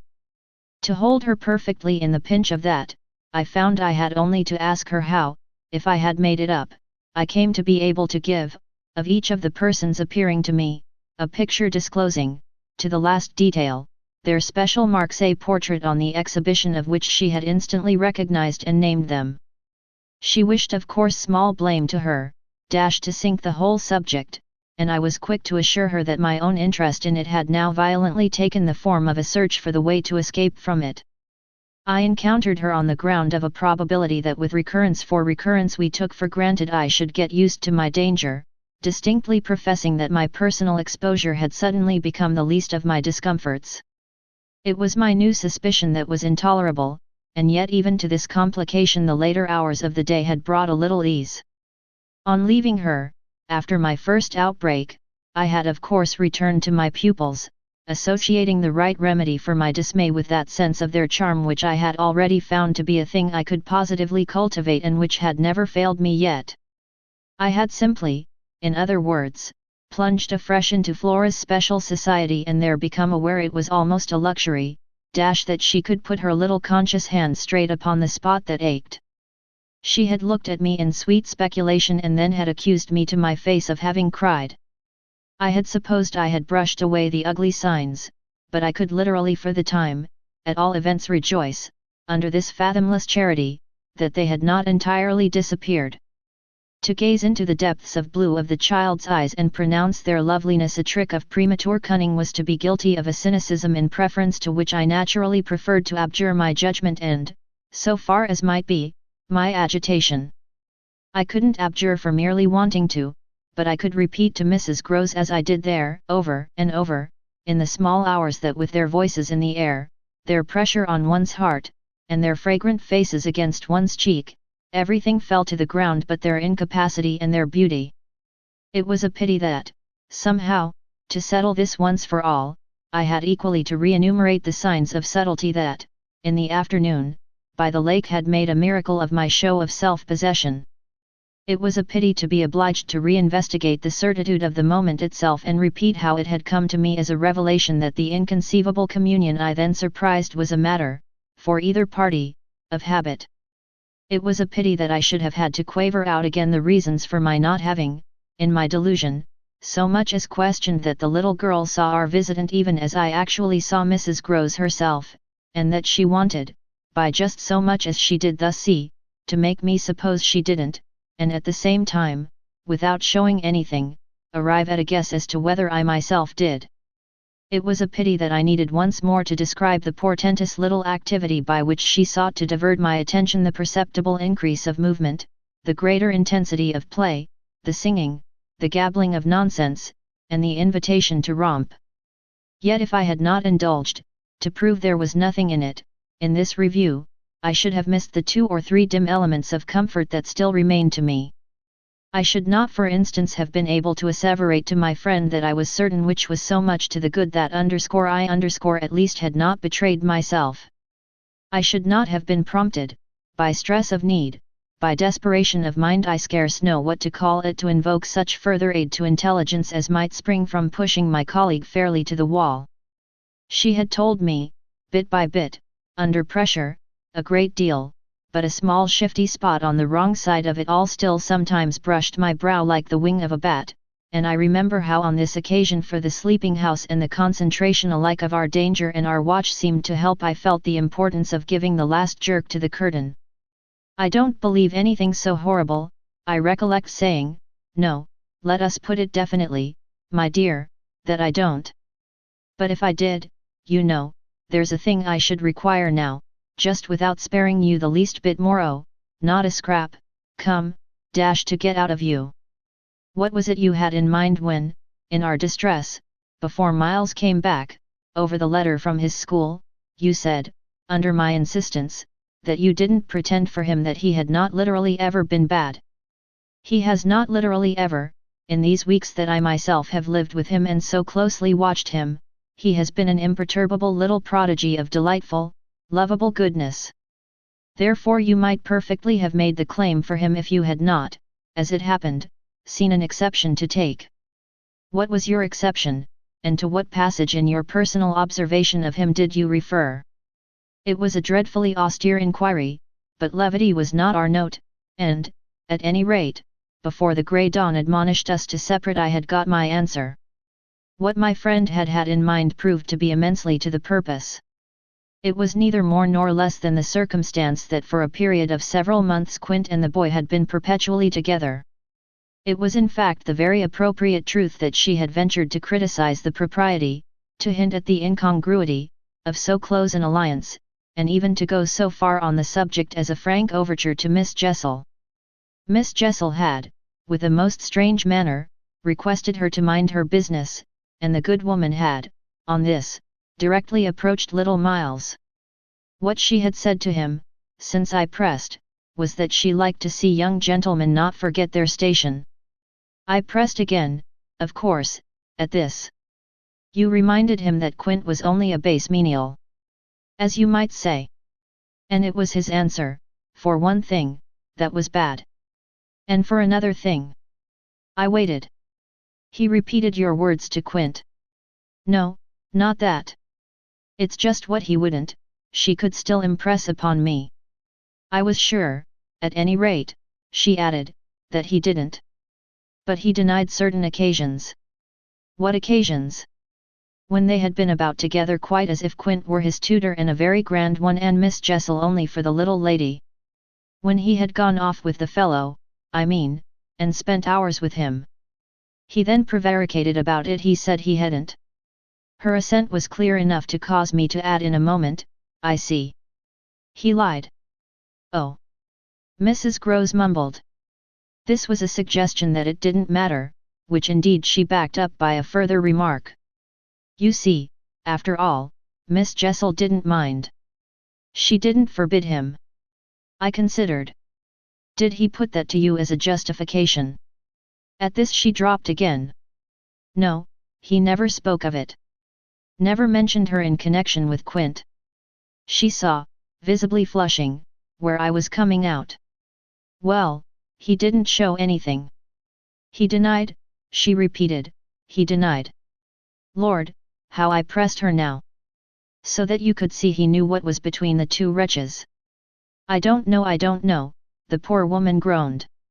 You do know, you dear thing, I replied, only you haven't my dreadful boldness of mind, and you keep back, out of timidity and modesty and delicacy, even the impression that, in the past, when you had, without my aid, to flounder about in silence, most of all made you miserable. But I shall get it out of you yet. There was something in the boy that suggested to you, I continued, that he covered and concealed their relation. Oh, he couldn't prevent. You're learning the truth? I dare say. But, heavens, I fell, with vehemence, a-thinking, what it shows that they must, to that extent, have succeeded in making of him. Ah, nothing that's not nice now. Mrs. Groves lugubriously pleaded. I don't wonder you looked queer, I persisted, when I mentioned to you the letter from his school. I doubt if I looked as queer as you, she retorted with homely force. And if he was so bad then as that comes to, how is he such an angel now?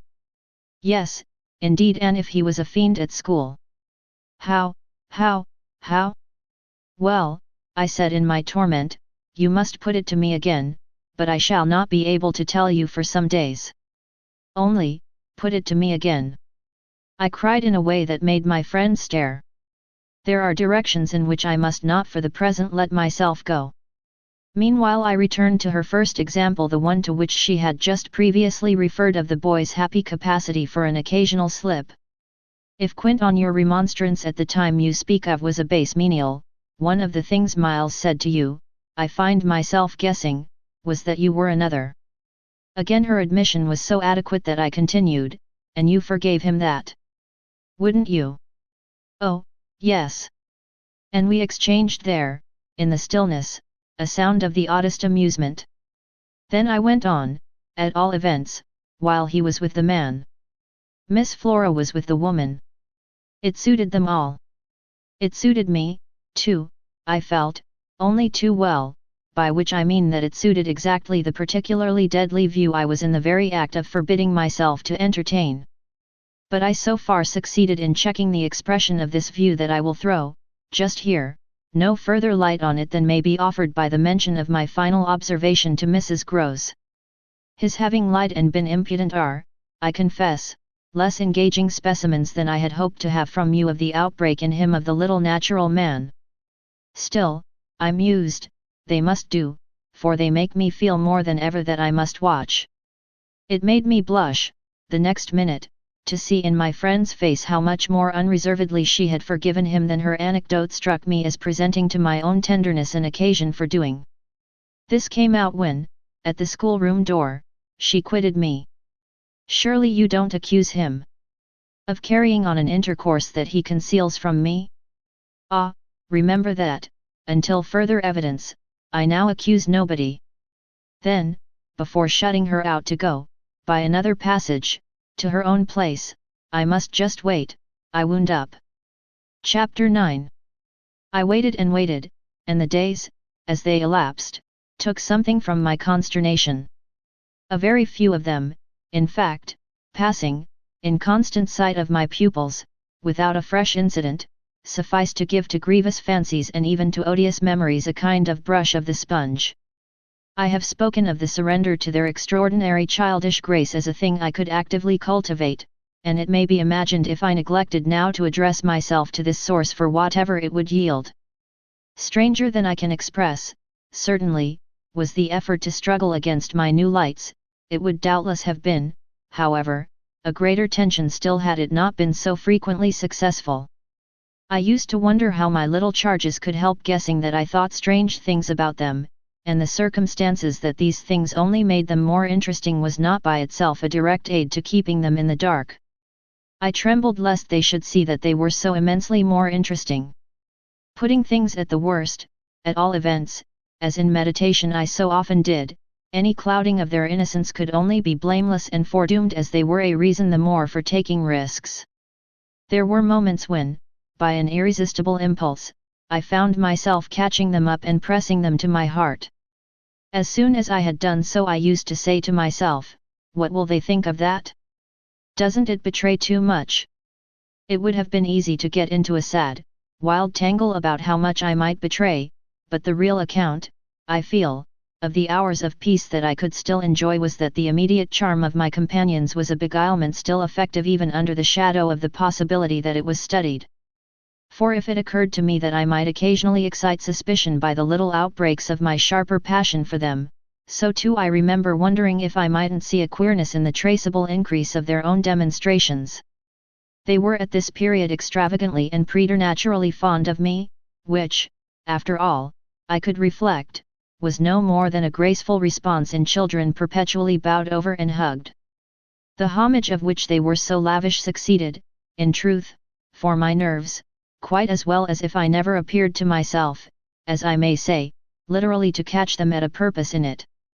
They had never, I think, wanted to do so many things for their poor protectress, I mean though they got their lessons better and better, which was naturally what would please her most in the way of diverting, entertaining, surprising her, reading her passages, telling her stories, acting her charades, pouncing out at her, in disguises, as animals and historical characters, and above all astonishing her by the pieces they had secretly got by heart and could interminably recite.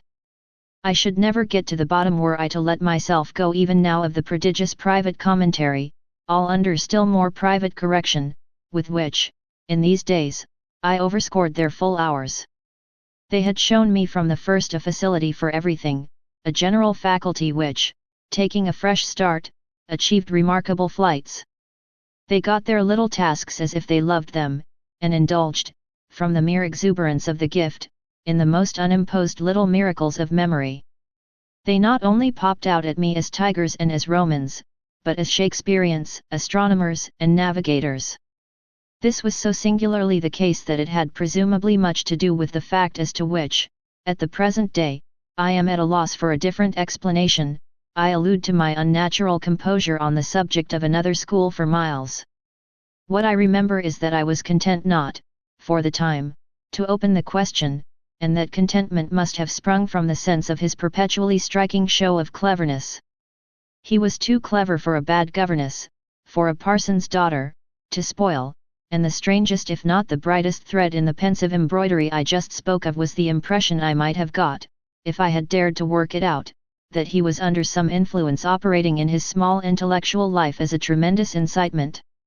If it was easy to reflect, however, that such a boy could postpone school, it was at least as marked that for such a boy to have been kicked out by a schoolmaster was a mystification without end.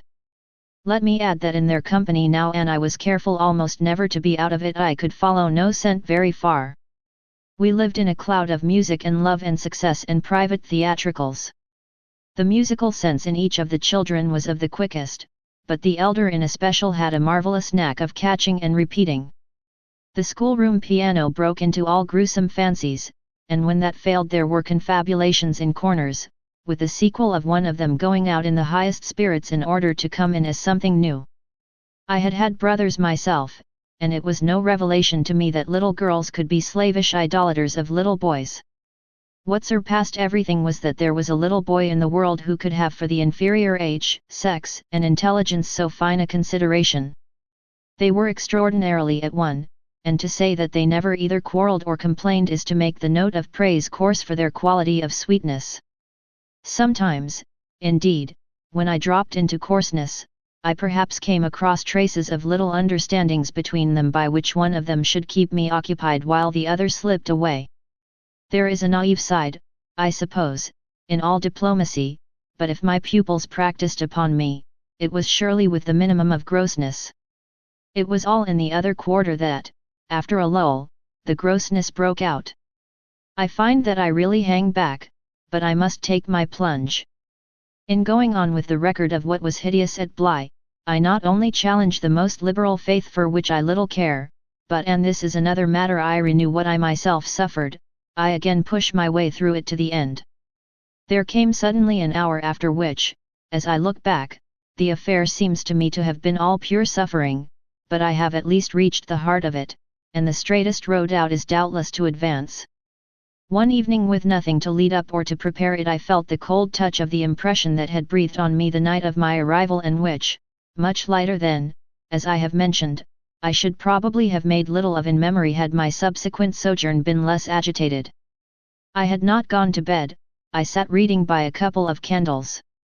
There was a roomful of old books at Bly last-century fiction, some of it, which, to the extent of a distinctly deprecated renown, but never to so much as that of a stray specimen, had reached the sequestered home and appealed to the unavowed curiosity of my youth.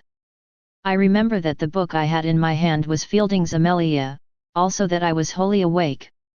I recall further both a general conviction that it was horribly late and a particular objection to looking at my watch. I figure, finally, that the white curtain draping, in the fashion of those days, the head of Flora's little bed, shrouded, as I had assured myself long before, the perfection of childish rest. I recollect in short that, though I was deeply interested in my author, I found myself, at the turn of a page and with his spell all scattered, looking straight up from him and hard at the door of my room. There was a moment during which I listened, reminded of the faint sense I had had, the first night, of there being something undefinably astir in the house, and noted the soft breath of the open casement just move the half-drawn blind. Then, with all the marks of a deliberation that must have seemed magnificent had there been anyone to admire it, I laid down my book, rose to my feet, and, taking a candle, went straight out of the room and, from the passage, on which my light made little impression, noiselessly closed and locked the door. I can say now neither what determined nor what guided me, but I went straight along the lobby, holding my candle high, till I came within sight of the tall window that presided over the great turn of the staircase. At this point I precipitately found myself aware of three things. They were practically simultaneous, yet they had flashes of succession. My candle, under a bold flourish, went out, and I perceived, by the uncovered window, that the yielding dusk of earliest morning rendered it unnecessary. Without it, the next instant, I saw that there was someone on the stair. I speak of sequences, but I required no lapse of seconds to stiffen myself for a third encounter with Quint. The apparition had reached the landing halfway up and was therefore on the spot nearest the window, where at sight of me, it stopped short and fixed me exactly as it had fixed me from the tower and from the garden. He knew me as well as I knew him, and so, in the cold, faint twilight, with a glimmer in the high glass and another on the polish of the oak stair below, we faced each other in our common intensity. He was absolutely, on this occasion, a living, detestable, dangerous presence. But that was not the wonder of wonders. I reserve this distinction for quite another circumstance, the circumstance that dread had unmistakably quitted me and that there was nothing in me there that didn't meet and measure him. I had plenty of anguish after that extraordinary moment, but I had, thank God, no terror. And he knew I had not. I found myself at the end of an instant magnificently aware of this. I felt, in a fierce rigour of confidence, that if I stood my ground a minute I should cease for the time, at least to have him to reckon with, and during the minute, accordingly, the thing was as human and hideous as a real interview, hideous just because it was human as to have met alone, in the small hours, in a sleeping house, some enemy, some adventurer, some criminal.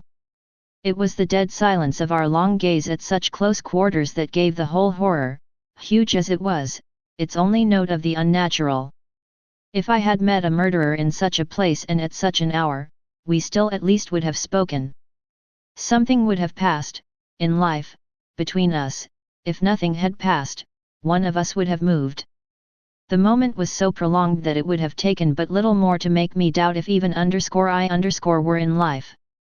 I can't express what followed it save by saying that the silence itself, which was indeed in a manner an attestation of my strength, became the element into which I saw the figure disappear, in which I definitely saw it turn as I might have seen the low wretch to which it had once belonged turn on receipt of an order, and pass, with my eyes on the villainous back that no hunch could have more disfigured, straight down the staircase and into the darkness in which the next bend was lost.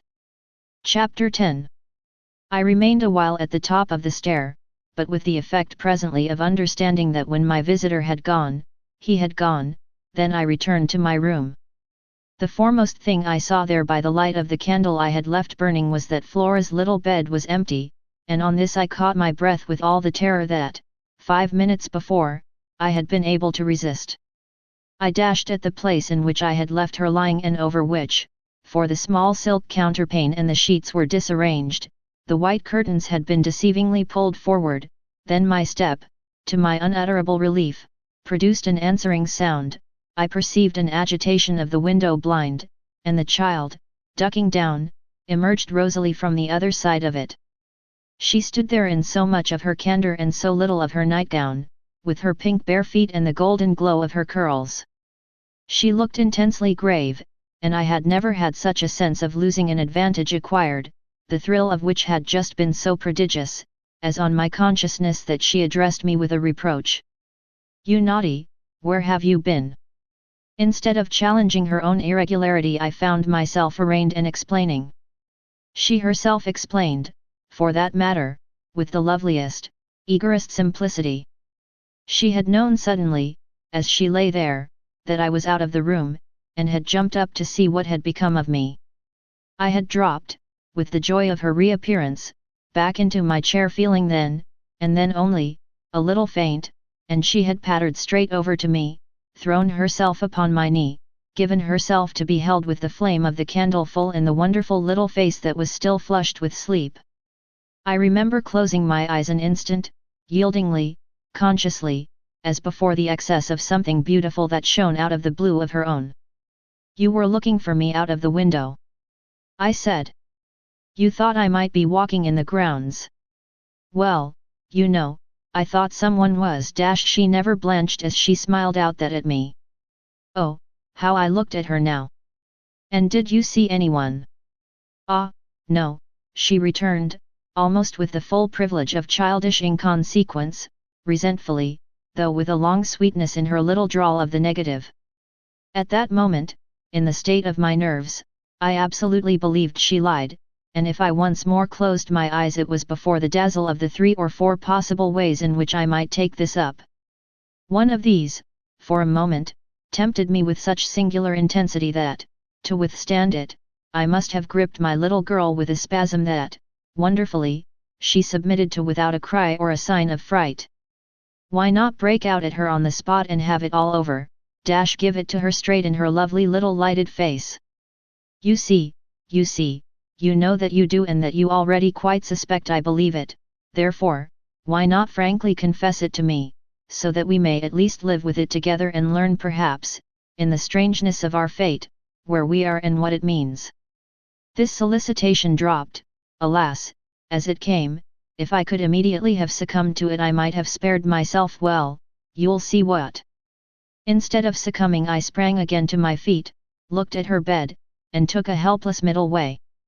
"Why did you pull the curtain over the place to make me think you were still there?" Flora luminously considered, after which, with her little divine smile, "Because I don't like to frighten you." "But if I had, by your idea, gone out?" She absolutely declined to be puzzled. She turned her eyes to the flame of the candle as if the question were as irrelevant, or at any rate as impersonal, as Mrs. Marset or 9 times 9. "Oh, but you know," she quite adequately answered, "that you might come back, you dear, and that you have." And after a little, when she had got into bed, I had, for a long time, by almost sitting on her to hold her hand, to prove that I recognized the pertinence of my return. You may imagine the general complexion, from that moment, of my nights. I repeatedly sat up till I didn't know when.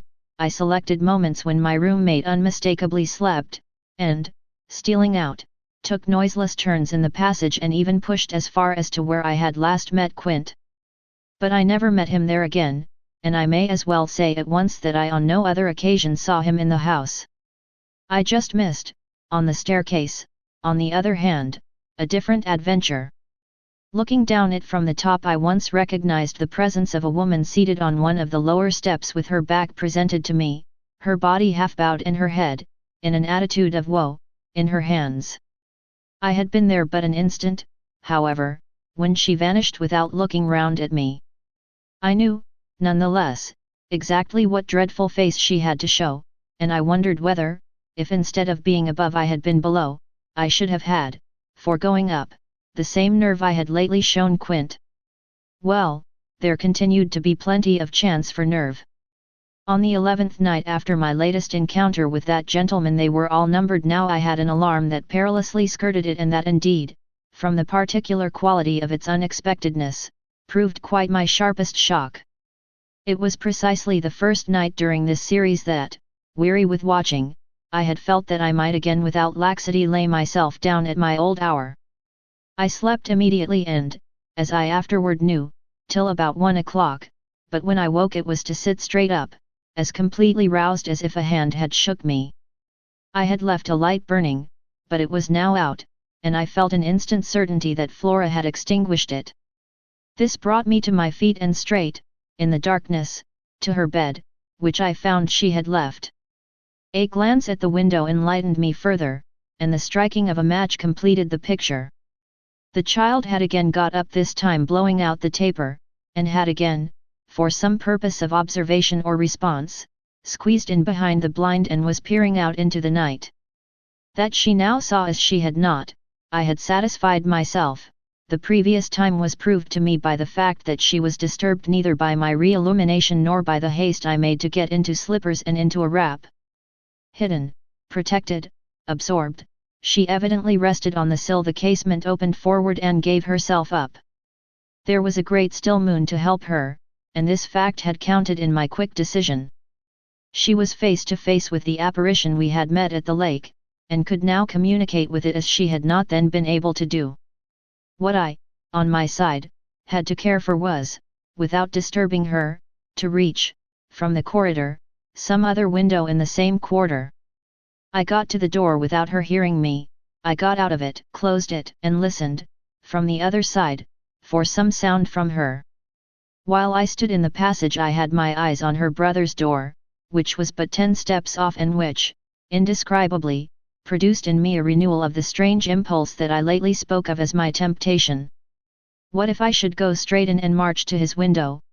What if, by risking to his boyish bewilderment a revelation of my motive, I should throw across the rest of the mystery the long halter of my boldness? This thought held me sufficiently to make me cross to his threshold and pause again. I preternaturally listened. I figured to myself what might portentously be. I wondered if his bed were also empty and he too were secretly at watch.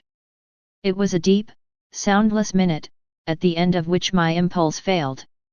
He was quiet, he might be innocent, the risk was hideous. I turned away. There was a figure in the grounds, a figure prowling for a sight, the visitor with whom Flora was engaged, but it was not the visitor most concerned with my boy. I hesitated afresh, but on other grounds and only for a few seconds, then I had made my choice. There were empty rooms at Bly, and it was only a question of choosing the right one. The right one suddenly presented itself to me as the lower one, though high above the gardens in the solid corner of the house that I have spoken of as the old tower. This was a large, square chamber, arranged with some state as a bedroom, the extravagant size of which made it so inconvenient that it had not for years, though kept by Mrs. Groves in exemplary order, been occupied. I had often admired it and I knew my way about in it. I had only, after just faltering at the first chill gloom of its disuse, to pass across it and unbolt as quietly as I could one of the shutters. Achieving this transit, I uncovered the glass without a sound and, applying my face to the pane, was able, the darkness without being much less than within, to see that I commanded the right direction. Then I saw something more. The moon made the night extraordinarily penetrable and showed me on the lawn a person, diminished by distance, who stood there motionless and as if fascinated, looking up to where I had appeared looking, that is, not so much straight at me as at something that was apparently above me. There was clearly another person above me, there was a person on the tower, but the presence on the lawn was not in the least what I had conceived and had confidently hurried to meet. The presence on the lawn, I felt sick as I made it out, was poor little Miles himself. Chapter 11. It was not till late next day that I spoke to Mrs. Groves, the rigour with which I kept my pupils in sight making it often difficult to meet her privately, and the more as we each felt the importance of not provoking on the part of the servants quite as much as on that of the children any suspicion of a secret flurry or that of a discussion of mysteries. I drew a great security in this particular from her mere smooth aspect. There was nothing in her fresh face to pass on to others my horrible confidences. She believed me, I was sure, absolutely. If she hadn't, I don't know what would have become of me, for I couldn't have borne the business alone. But she was a magnificent monument to the blessing of a want of imagination, and if she could see in our little charges nothing but their beauty and amiability, their happiness and cleverness, she had no direct communication with the sources of my trouble. If they had been at all visibly blighted or battered, she would doubtless have grown, on tracing it back, haggard enough to match them.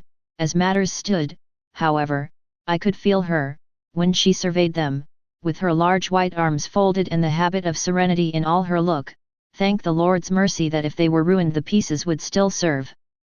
Flights of fancy gave place, in her mind, to a steady fireside glow, and I had already begun to perceive how, with the development of the conviction that as time went on without a public accident our young things could, after all, look out for themselves, she addressed her greatest solicitude to the sad case presented by their instructress. That, for myself, was a sound simplification. I could engage that, to the world, my face should tell no tales, but it would have been, in the conditions, an immense added strain to find myself anxious about hers. At the hour I now speak of she had joined me, under pressure, on the terrace, where, with the lapse of the season, the afternoon sun was now agreeable, and we sat there together while, before us, at a distance, but within call if we wished, the children strolled to and fro in one of their most manageable moods. They moved slowly, in unison, below us, over the lawn, the boy, as they went, reading aloud from a storybook and passing his arm round his sister to keep her quite in touch. Mrs. Groves watched them with positive placidity, then I caught the suppressed intellectual creak with which she conscientiously turned to take from me a view of the back of the tapestry.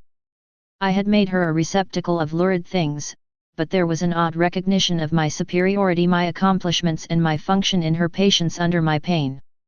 She offered her mind to my disclosures as, had I wished to mix a witch's broth and proposed it with assurance, she would have held out a large clean saucepan.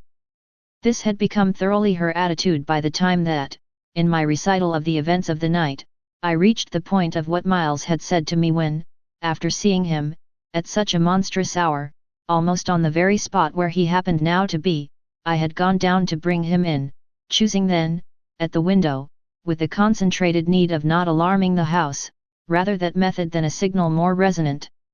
I had left her meanwhile in little doubt of my small hope of representing with success even to her actual sympathy my sense of the real splendor of the little inspiration with which, after I had got him into the house, the boy met my final articulate challenge. As soon as I appeared in the moonlight on the terrace, he had come to me as straight as possible, on which I had taken his hand without a word and led him, through the dark spaces, up the staircase where Quint had so hungrily hovered for him, along the lobby where I had listened and trembled, and so to his forsaken room. Not a sound, on the way, had passed between us, and I had wondered, oh, how I had wondered, if he were groping about in his little mind for something plausible and not too grotesque. It would tax his invention, certainly, and I felt, this time, over his real embarrassment, a curious thrill of triumph. It was a sharp trap for the inscrutable. He couldn't play any longer at innocence, so how the deuce would he get out of it? There beat in me indeed, with the passionate throb of this question an equal dumb appeal as to how the deuce I should. I was confronted at last, as never yet, with all the risk attached even now to sounding my own horrid note.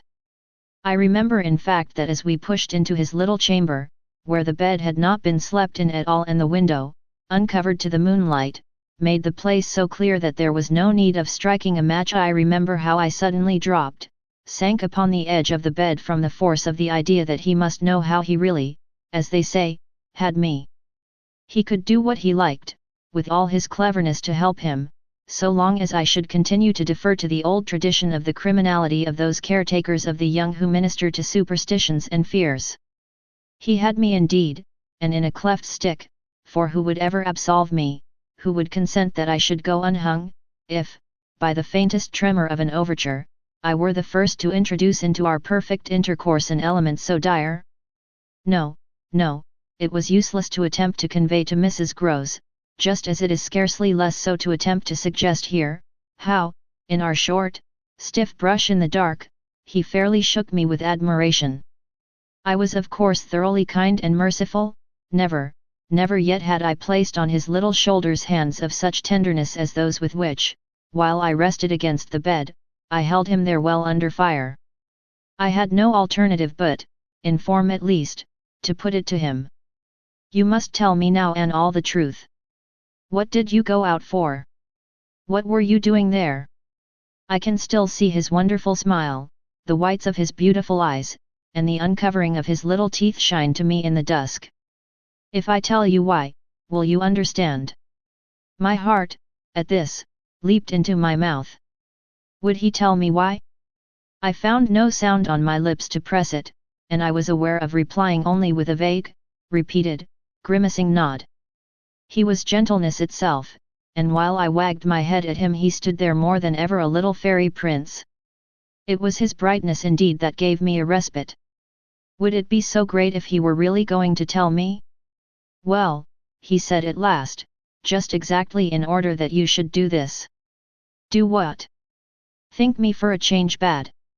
I shall never forget the sweetness and gaiety with which he brought out the word, nor how, on top of it, he bent forward and kissed me. It was practically the end of everything. I met his kiss and I had to make, while I folded him for a minute in my arms, the most stupendous effort not to cry. He had given exactly the account of himself that permitted least of my going behind it, and it was only with the effect of confirming my acceptance of it that, as I presently glanced about the room, I could say, "Then you didn't undress at all?" He fairly glittered in the gloom. "Not at all. I sat up and read." "And when did you go down?" "At midnight. When I'm bad I am bad." I see, it's charming. But how could you be sure I would know it?" "Oh, I arranged that with Flora." His answers rang out with a readiness. "She was to get up and look out." "Which is what she did do." "It was I who fell into the trap." "So she disturbed you, and, to see what she was looking at, you also looked you saw. While you," I concurred, "caught your death in the night air." He literally bloomed so from this exploit that he could afford radiantly to assent. "How otherwise should I have been bad enough?" he asked. Then, after another embrace, the incident and our interview closed on my recognition of all the reserves of goodness that, for his joke, he had been able to draw upon. Chapter 12. The particular impression I had received proved in the morning light, I repeat, not quite successfully presentable to Mrs. Gross, though I reinforced it with the mention of still another remark that he had made before we separated. "It all lies in half a dozen words," I said to her, "words that really settle the matter. Think, you know, what I might do." He threw that off to show me how good he is. He knows down to the ground what he might do. That's what he gave them a taste of at school. "Lord, you do change," cried my friend. "I don't change, I simply make it out. The four, depend upon it, perpetually meet. If on either of these last nights you had been with either child, you would clearly have understood. The more I've watched and waited, the more I've felt that if there were nothing else to make it sure, it would be made so by the systematic silence of each. Never, by a slip of the tongue, have they so much as alluded to either of their old friends, any more than Miles has alluded to his expulsion. Oh, yes, we may sit here and look at them, and they may show off to us their fill, but even while they pretend to be lost in their fairy tale, they're steeped in their vision of the dead restored." "He's not reading to her," I declared, "they're talking of them, they're re-talking horrors."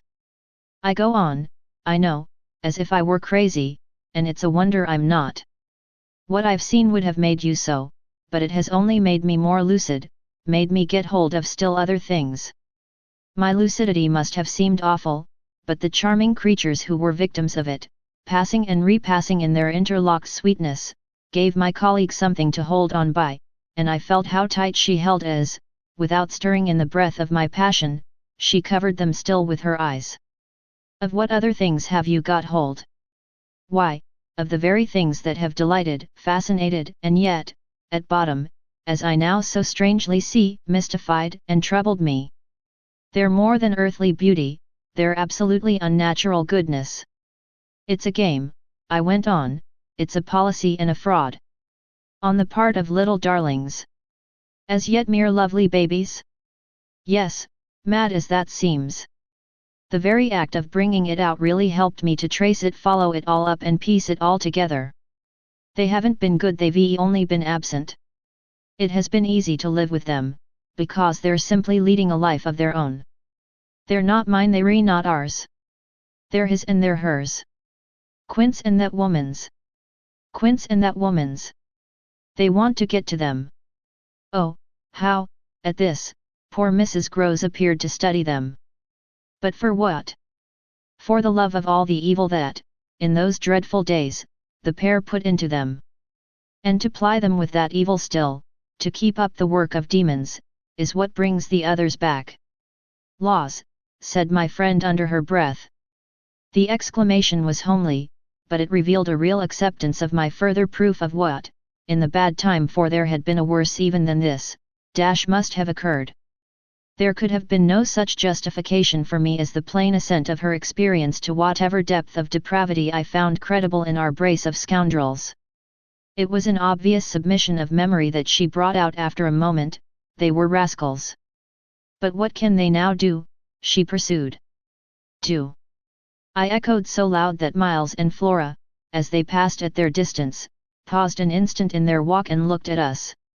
Don't they do enough? I demanded in a lower tone, while the children, having smiled and nodded and kissed hands to us, resumed their exhibition. We were held by it a minute, then I answered, they can destroy them. At this my companion did turn, but the inquiry she launched was a silent one, the effect of which was to make me more explicit. They don't know, as yet, quite how, but they're trying hard. They're seen only across, as it were, and beyond, in strange places and on high places, the top of towers, the roof of houses, the outside of windows, the further edge of pools, but there's a deep design, on either side, to shorten the distance and overcome the obstacle, and the success of the tempters is only a question of time. They've only to keep to their suggestions of danger. For the children to come and perish in the attempt. Mrs. Groves slowly got up, and I scrupulously added, unless, of course, we can prevent. Standing there before me while I kept my seat, she visibly turned things over. Their uncle must do the preventing. He must take them away. And who's to make him? She had been scanning the distance, but she now dropped on me a foolish face. You, miss. By writing to him that his house is poisoned and his little nephew and niece mad. But if they are, miss. And if I am myself, you mean? That's charming news to be sent him by a governess whose prime undertaking was to give him no worry. Mrs. Groves considered, following the children again. Yes, he do hate worry. That was the great reason why those fiends took him in so long. No doubt, though his indifference must have been awful. As I'm not a fiend, at any rate, I shouldn't take him in. My companion, after an instant and for all answer, sat down again and grasped my arm. Make him at any rate come to you. I stared. To me. I had a sudden fear of what she might do. Him. He ought to be here, he ought to help. I quickly rose, and I think I must have shown her a queerer face than ever yet. You see me asking him for a visit? No, with her eyes on my face she evidently couldn't. Instead of it, even as a woman reads another, she could see what I myself saw, his derision, his amusement, his contempt for the breakdown of my resignation at being left alone and for the fine machinery I had set in motion to attract his attention to my slighted charms. She didn't know, no one knew how proud I had been to serve him and to stick to our terms, yet she nonetheless took the measure, I think, of the warning I now gave her. If you should so lose your head as to appeal to him for me. She was really frightened. Yes, miss. I would leave, on the spot, both him and you. Chapter 13. It was all very well to join them, but speaking to them proved quite as much as ever an effort beyond my strength offered, in close quarters, difficulties as insurmountable as before. This situation continued a month, and with new aggravations and particular notes, the note above all, sharper and sharper, of the small ironic consciousness on the part of my pupils. It was not, I am as sure today as I was sure then, my mere infernal imagination, it was absolutely traceable that they were aware of my predicament and that this strange relation made, in a manner, for a long time, the air in which we moved. I don't mean that they had their tongues in their cheeks or did anything vulgar, for that was not one of their dangers.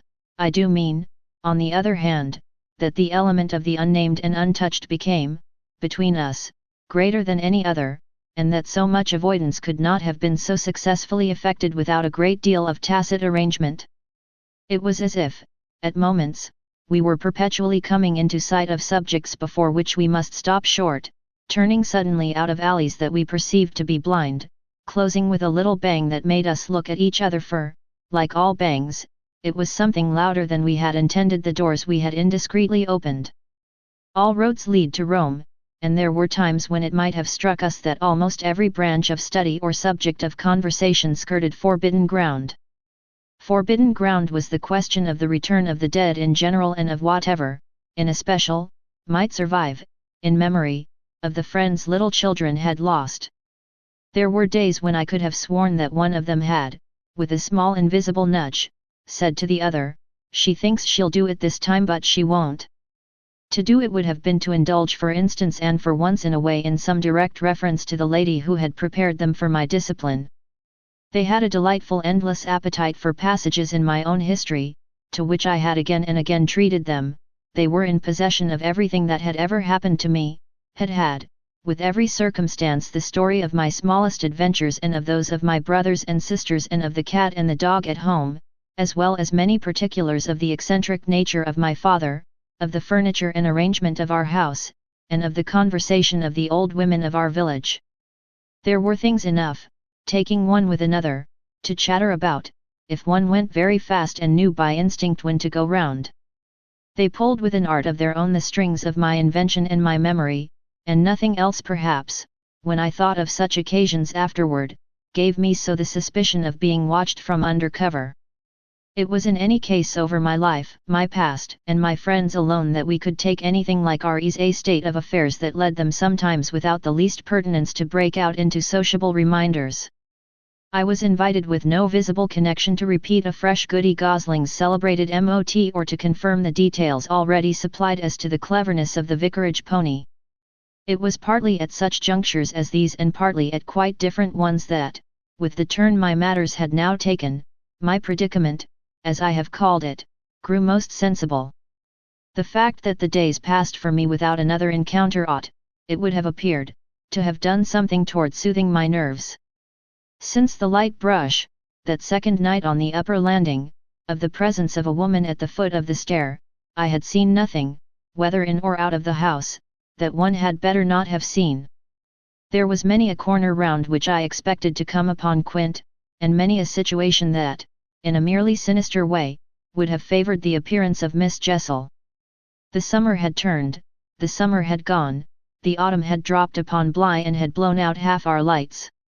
The place, with its grey sky and withered garlands, its bared spaces and scattered dead leaves, was like a theatre after the performance all strewn with crumpled playbills. There were exactly states of the air, conditions of sound and of stillness, unspeakable impressions of the kind of ministering moment, that brought back to me, long enough to catch it, the feeling of the medium in which, that June evening out of doors, I had had my first sight of Quint, and in which, too, at those other instants, I had, after seeing him through the window, looked for him in vain in the circle of shrubbery.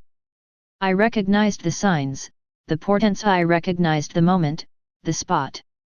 But they remained unaccompanied and empty, and I continued unmolested, if unmolested one could call a young woman whose sensibility had, in the most extraordinary fashion, not declined but deepened.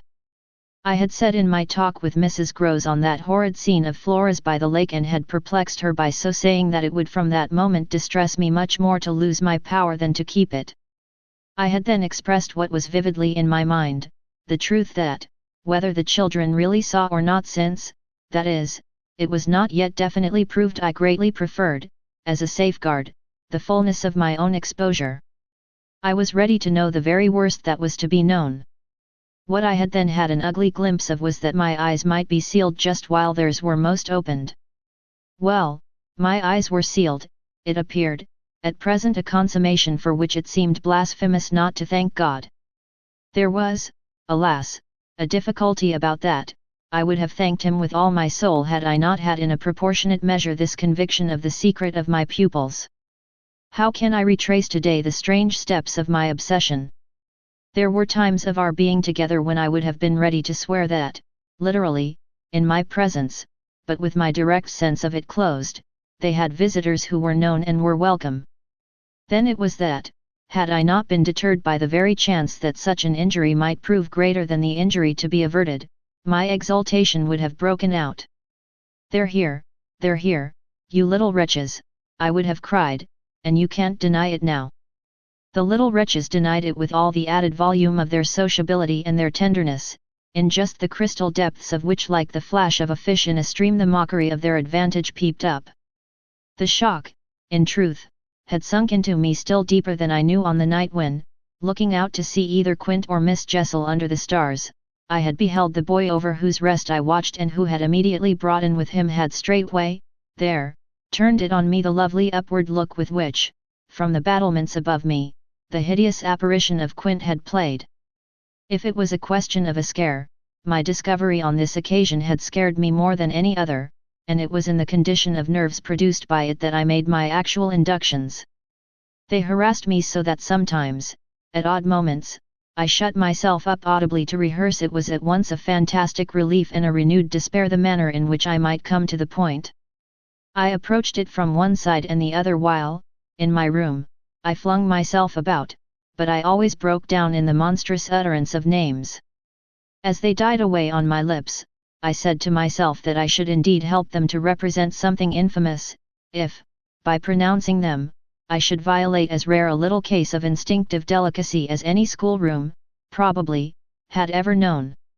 When I said to myself, they have the manners to be silent, and you, trusted as you are, the baseness to speak, I felt myself crimson and I covered my face with my hands. After these secret scenes I chattered more than ever, going on volubly enough till one of our prodigious, palpable hushes occurred. I can call them nothing else. The strange, dizzy lift or swim, I try for terms, into a stillness, a pause of all life, that had nothing to do with the more or less noise that at the moment we might be engaged in making and that I could hear through any deepened exhilaration or quickened recitation or louder strum of the piano. Then it was that the others, the outsiders, were there. Though they were not angels, they passed, as the French say, causing me, while they stayed, to tremble with the fear of their addressing to their younger victims some yet more infernal message or more vivid image than they had thought good enough for myself. What it was most impossible to get rid of was the cruel idea that, whatever I had seen, Miles and Flora saw more things terrible and unguessable and that sprang from dreadful passages of intercourse in the past. Such things naturally left on the surface, for the time, a chill which we vociferously denied that we felt, and we had, all three, with repetition, got into such splendid training that we went, each time, almost automatically, to mark the close of the incident, through the very same movements. It was striking of the children, at all events, to kiss me inveterately with a kind of wild irrelevance and never to fail one or the other of the precious question that had helped us through many a peril. When do you think he will come? Don't you think we ought to write? There was nothing like that inquiry, we found by experience, for carrying off an awkwardness. He of course was their uncle in Harley Street, and we lived in much profusion of theory that he might at any moment arrive to mingle in our circle. It was impossible to have given less encouragement than he had done to such a doctrine, but if we had not had the doctrine to fall back upon we should have deprived each other of some of our finest exhibitions. He never wrote to them. That may have been selfish, but it was a part of the flattery of his trust of me, for the way in which a man pays his highest tribute to a woman is apt to be but by the more festal celebration of one of the sacred laws of his comfort, and I held that I carried out the spirit of the pledge given not to appeal to him when I let my charges understand that their own letters were but charming literary exercises. They were too beautiful to be posted, I kept them myself, I have them all to this hour. This was a rule indeed which only added to the satiric effect of my being plied with the supposition that he might at any moment be among us. It was exactly as if my charges knew how almost more awkward than anything else that might be for me. There appears to me, moreover, as I look back, no note in all this more extraordinary than the mere fact that, in spite of my tension and of their triumph, I never lost patience with them. Adorable they must in truth have been, I now reflect, that I didn't in these days hate them. Would exasperation, however, if relief had longer been postponed, finally have betrayed me? It little matters, for relief arrived. I call it relief, though it was only the relief that a snap brings to a strain or the burst of a thunderstorm to a day of suffocation. It was at least change, and it came with a rush. Chapter 14. Walking to church a certain Sunday morning, I had little Miles at my side and his sister, in advance of us and at Mrs. Grose's, well in sight. It was a crisp, clear day, the first of its order for some time. The night had brought a touch of frost, and the autumn air, bright and sharp, made the church bells almost gay. It was an odd accident of thought that I should have happened at such a moment to be particularly and very gratefully struck with the obedience of my little charges. Why did they never resent my inexorable, my perpetual society? Something or other had brought near home to me that I had all but pinned the boy to my shawl, and that, in the way our companions were marshalled before me, I might have appeared to provide against some danger of rebellion. I was like a jailer with an eye to possible surprises and escapes. But all this belonged, I mean their magnificent little surrender, just to the special array of the facts that were most abysmal. Turned out for Sunday by his uncle's tailor, who had had a free hand and a notion of pretty waistcoats and of his grand little air, Miles's whole title to independence, the rights of his sex and situation, were so stamped upon him that if he had suddenly struck for freedom I should have had nothing to say. I was by the strangest of chances wondering how I should meet him when the revolution unmistakably occurred. I call it a revolution because I now see how, with the word he spoke, the curtain rose on the last act of my dreadful drama, and the catastrophe was precipitated. "Look here, my dear, you know," he charmingly said, "when in the world, please, am I going back to school?" Transcribed here the speech sounds harmless enough, particularly as uttered in the sweet, high, casual pipe with which, at all interlocutors, but above all at his eternal governess, he threw off intonations as if he were tossing roses. There was something in them that always made one catch, and I caught, at any rate, now so effectually that I stopped as short as if one of the trees of the park had fallen across the road. There was something new, on the spot, between us, and he was perfectly aware that I recognized it, though, to enable me to do so, he had no need to look a whit less candid and charming than usual. I could feel in him how he already, from my at first finding nothing to reply, perceived the advantage he had gained. I was so slow to find anything that he had plenty of time, after a minute, to continue with his suggestive but inconclusive smile, "You know, my dear, that for a fellow to be with a lady always." His "my dear" was constantly on his lips for me, and nothing could have expressed more the exact shade of the sentiment with which I desired to inspire my pupils than its fond familiarity. It was so respectfully easy. But, oh, how I felt that at present I must pick my own phrases. I remember that, to gain time, I tried to laugh, and I seemed to see in the beautiful face with which he watched me how ugly and queer I looked. "And always with the same lady?" I returned. He neither blanched nor winked. The whole thing was virtually out between us. "Ah, of course, she's a jolly, perfect lady, but, after all, I'm a fellow, don't you see? That's swell, getting on." I lingered there with him an instant ever so kindly. "Yes, you're getting on." Oh, but I felt helpless. I have kept to this day the heart-breaking little idea of how he seemed to know that and to play with it. And you can't say I've not been awfully good, can you? I laid my hand on his shoulder, for, though I felt how much better it would have been to walk on, I was not yet quite able. No, I can't say that, Miles. Except just that one night, you know. That one night. I couldn't look as straight as he. Why, when I went out of the house. Oh, yes. But I forget what you did it for. You forget.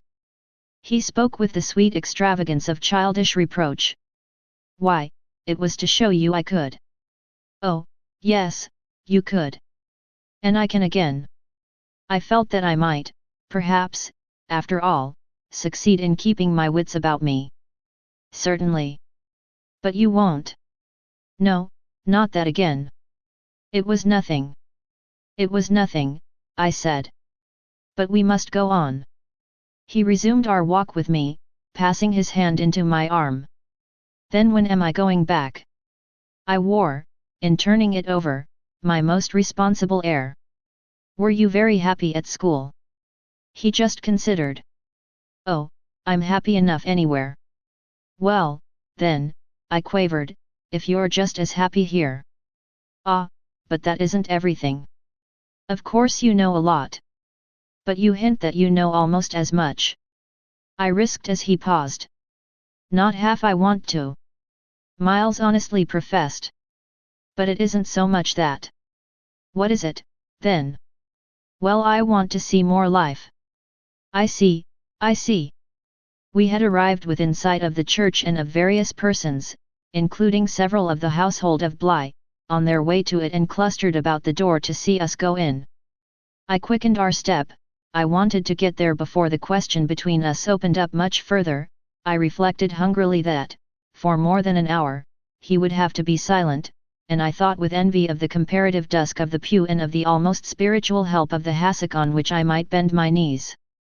I seemed literally to be running a race with some confusion to which he was about to reduce me, but I felt that he had got in first when, before we had even entered the churchyard, he threw out, "I want my own sort."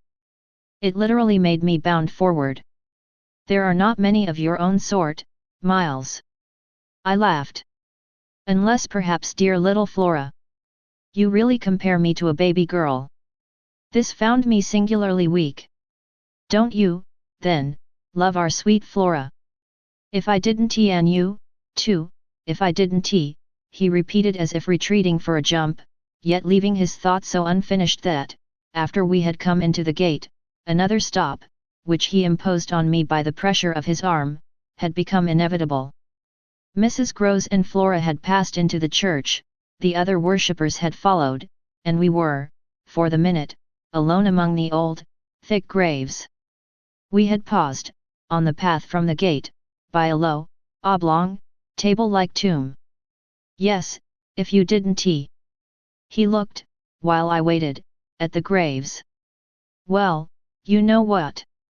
But he didn't move, and he presently produced something that made me drop straight down on the stone slab, as if suddenly to rest. Does my uncle think what you think? I markedly rested. How do you know what I think? Ah, well, of course I don't, for it strikes me you never tell me. But I mean, does he know? Know what, Miles? Why, the way I'm going on. I perceived quickly enough that I could make, to this inquiry, no answer that would not involve something of a sacrifice of my employer. Yet it appeared to me that we were all, at Bly, sufficiently sacrificed to make that venial.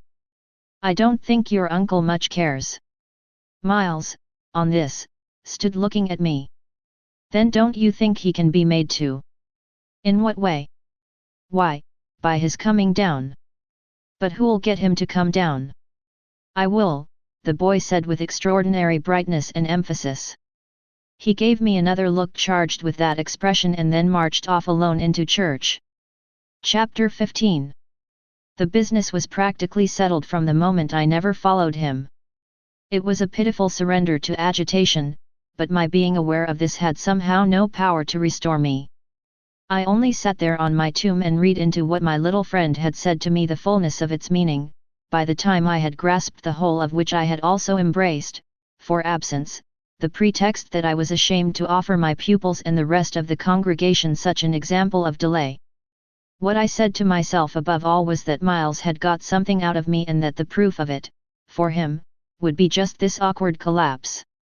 He had got out of me that there was something I was much afraid of and that he should probably be able to make use of my fear to gain, for his own purpose, more freedom.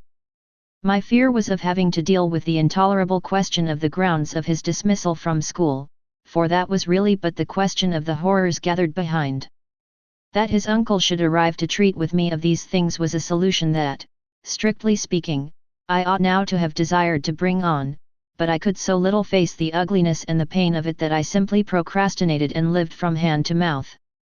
The boy, to my deep discomposure, was immensely in the right, was in a position to say to me, either you clear up with my guardian the mystery of this interruption of my studies, or you cease to expect me to lead with you a life that's so unnatural for a boy. What was so unnatural for the particular boy I was concerned with was this sudden revelation of a consciousness and a plan. That was what really overcame me, what prevented my going in. I walked round the church, hesitating, hovering. I reflected that I had already, with him, hurt myself beyond repair. Therefore I could patch up nothing, and it was too extreme an effort to squeeze beside him into the pew.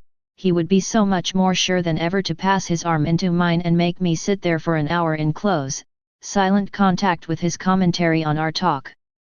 For the first minute since his arrival I wanted to get away from him. As I paused beneath the high east window and listened to the sounds of worship, I was taken with an impulse that might master me, I felt, completely should I give it the least encouragement. I might easily put an end to my predicament by getting away altogether. Here was my chance, there was no one to stop me, I could give the whole thing up, turn my back and retreat.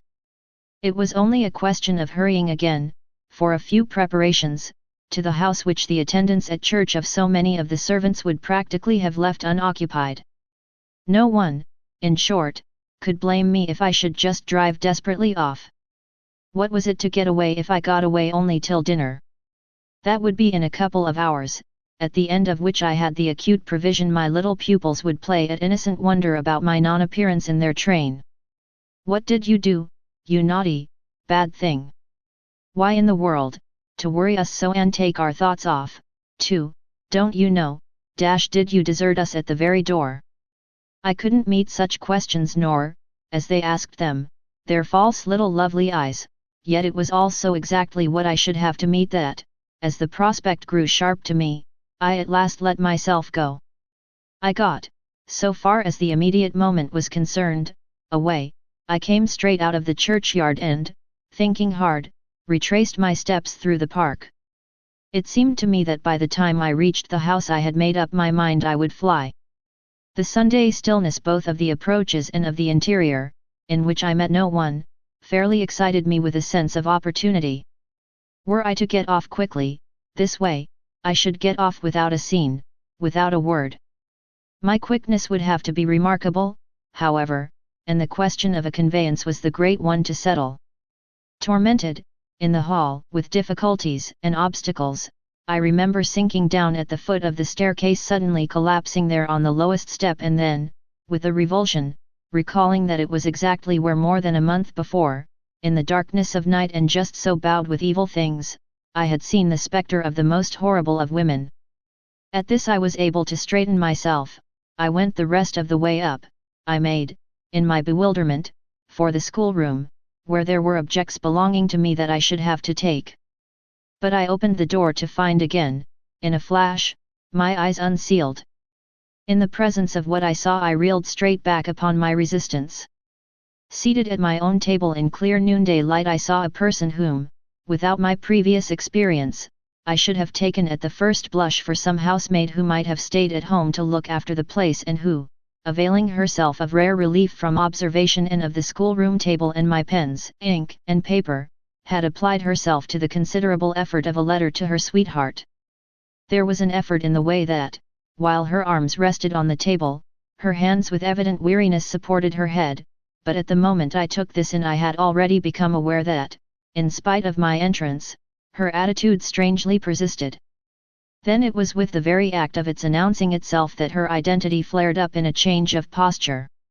She rose, not as if she had heard me, but with an indescribable grand melancholy of indifference and detachment, and, within a dozen feet of me, stood there as my vile predecessor.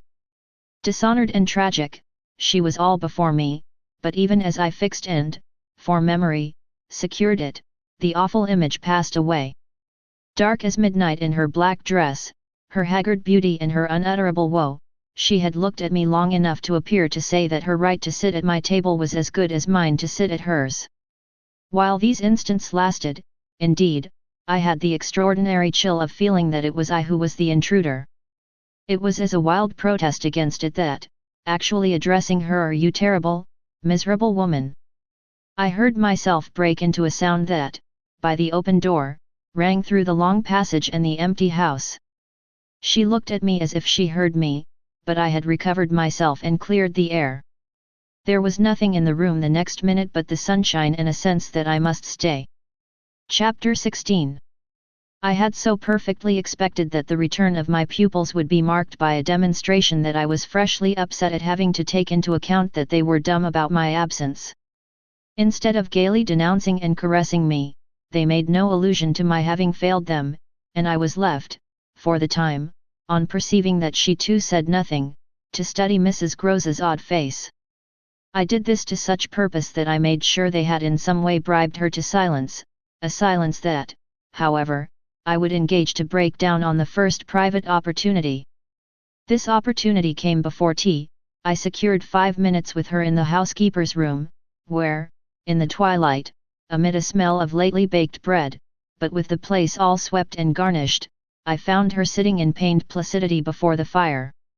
So I see her still, so I see her best, facing the flame from her straight chair in the dusky, shining room, a large clean image of the put-away dash of drawers closed and locked and rest without a remedy.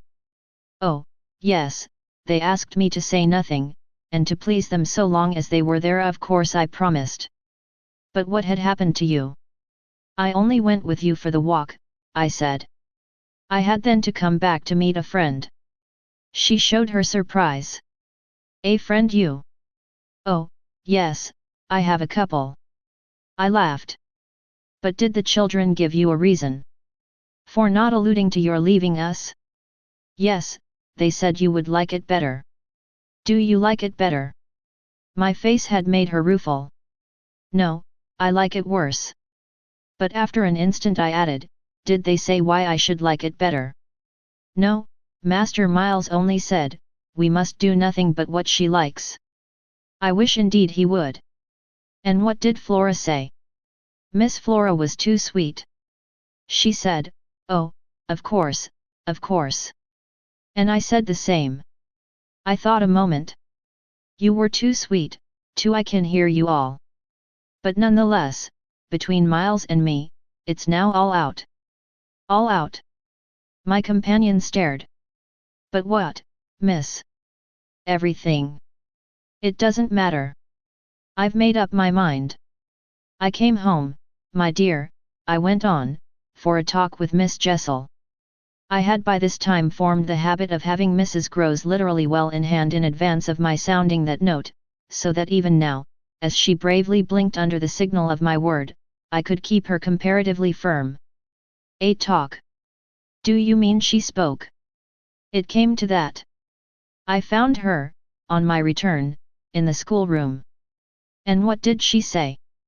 I can hear the good woman still, and the candour of her stupefaction. That she suffers the torments. It was this, of a truth, that made her, as she filled out my picture, gape. Do you mean, she faltered, of the lost? Of the lost? Of the damned? And that's why, to share them I faltered myself with the horror of it. But my companion, with less imagination, kept me up. To share them. She wants Flora. Mrs. Grose might, as I gave it to her, fairly have fallen away from me had I not been prepared. I still held her there, to show I was. As I've told you, however, it doesn't matter. Because you've made up your mind? But to what? To everything. And what do you call everything? Why, sending for their uncle. Oh, miss, in pity do, my friend broke out. Ah, but I will. I see it's the only way. What's out, as I told you, with Miles is that if he thinks I'm afraid to and has ideas of what he gains by that, he shall see he's mistaken. Yes, his uncle shall have it here from me on the spot, and before the boy himself, if necessary, that if I'm to be reproached with having done nothing again about more school. Yes, miss, my companion pressed me. Well, there's that awful reason. There were now clearly so many of these for my poor colleague that she was excusable for being vague. But which? Why, the letter from his old place. You'll show it to the master. I ought to have done so on the instant. Oh, no, said Mrs. Groves with decision. I'll put it before him, I went on inexorably, that I can't undertake to work the question on behalf of a child who has been expelled. For we've never in the least known what. Mrs. Groves declared. For wickedness. For what else when he's so clever and beautiful and perfect? Is he stupid? Is he untidy? Is he infirm? Is he ill-natured? He's exquisite, so it can be only that, and that would open up the whole thing. After all, I said, it's their uncle's fault. If he left here such people. He didn't really in the least know them. The fault's mine. She had turned quite pale. Well, you shan't suffer, I answered. The children shan't, she emphatically returned. I was silent a while, we looked at each other. Then what am I to tell him? You needn't tell him anything. _I_LL tell him. I measured this. Do you mean you'll write? Remembering she couldn't, I caught myself up. How do you communicate? I tell the bailiff. He writes. And should you like him to write our story? My question had a sarcastic force that I had not fully intended, and it made her, after a moment, inconsequently break down. The tears were again in her eyes. Ah, miss, you write. Well, tonight, I at last answered, and on this we separated. Chapter 17. I went so far, in the evening, as to make a beginning.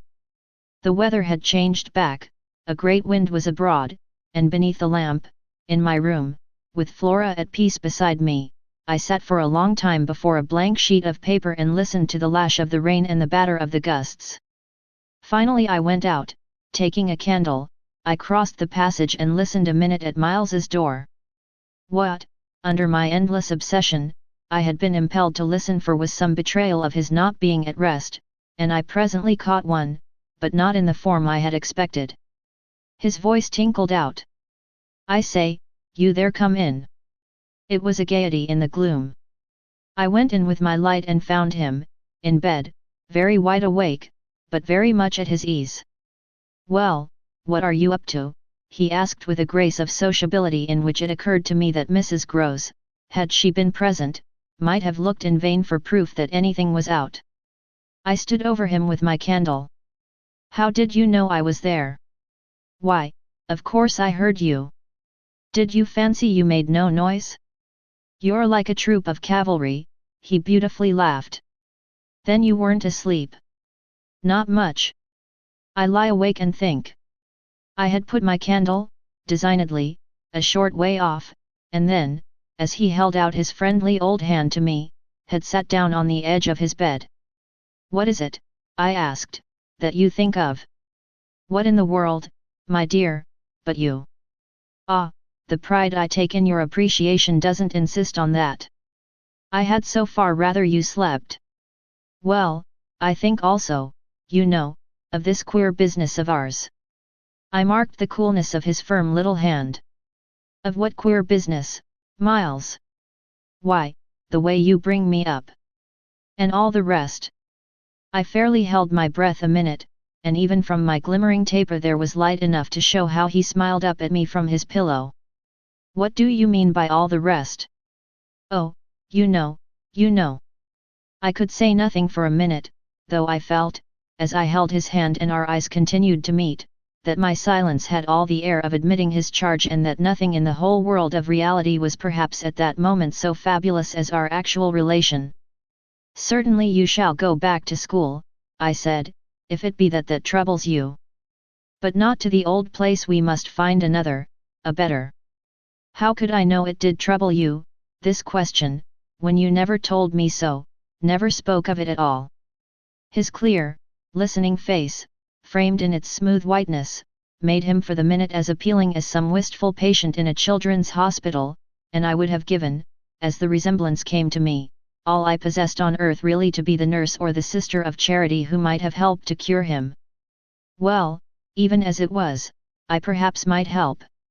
"Do you know you've never said a word to me about your school, I mean the old one, never mentioned it in any way?" He seemed to wonder, he smiled with the same loveliness. But he clearly gained time, he waited, he called for guidance. "Haven't I?" It wasn't for me to help him, it was for the thing I had met. Something in his tone and the expression of his face, as I got this from him, set my heart aching with such a pang as it had never yet known, so unutterably touching was it to see his little brain puzzled and his little resources taxed to play, under the spell laid on him, a part of innocence and consistency. "No, never from the hour you came back. You've never mentioned to me one of your masters, one of your comrades, nor the least little thing that ever happened to you at school. Never, little Miles, no, never have you given me an inkling of anything that may have happened there. Therefore you can fancy how much I'm in the dark. Until you came out, that way, this morning, you had, since the first hour I saw you, scarce even made a reference to anything in your previous life. You seemed so perfectly to accept the present. It was extraordinary how my absolute conviction of his secret precocity, or whatever I might call the poison of an influence that I dared but half to phrase, made him, in spite of the faint breath of his inward trouble, appear as accessible as an older person, imposed him almost as an intellectual equal. "I thought you wanted to go on as you are." It struck me that at this he just faintly colored. He gave, at any rate, like a convalescent slightly fatigued, a languid shake of his head. I don't. I want to get away." "You're tired of Bly?" "Oh, no, I like Bly." "Well, then. Oh, you know what a boy wants." I felt that I didn't know so well as Miles, and I took temporary refuge. "You want to go to your uncle?" Again, at this, with his sweet ironic face, he made a movement on the pillow. "Ah, you can't get off with that." I was silent a little, and it was I, now, I think, who changed color. "My dear, I don't want to get off." "You can't, even if you do. You can't, you can't." He lay beautifully staring. "My uncle must come down, and you must completely settle things." "If we do," I returned with some spirit, "you may be sure it will be to take you quite away." "Well, don't you understand that that's exactly what I'm working for? You'll have to tell him about the way you've let it all drop, you'll have to tell him a tremendous lot." The exultation with which he uttered this helped me somehow, for the instant, to meet him rather more. "And how much will you, Miles, have to tell him?" "There are things he'll ask you." He turned it over. "Very likely. But what things?" "The things you've never told me. To make up his mind what to do with you. He can't send you back." "Oh, I don't want to go back," he broke in. "I want a new field." He said it with admirable serenity, with positive unimpeachable gaiety, and doubtless it was that very note that most evoked for me the poignancy, the unnatural childish tragedy, of his probable reappearance at the end of 3 months with all this bravado and still more dishonor. It overwhelmed me now that I should never be able to bear that, and it made me let myself go. I threw myself upon him, and in the tenderness of my pity I embraced him. "Dear little Miles, dear little Miles." My face was close to his, and he let me kiss him, simply taking it with indulgent good humor. "Well, old lady. Is there nothing at all that you want to tell me?" He turned off a little, facing round toward the wall and holding up his hand to look at as one had seen sick children look. I told you this morning. Oh, I was sorry for him. That you just want me not to worry you.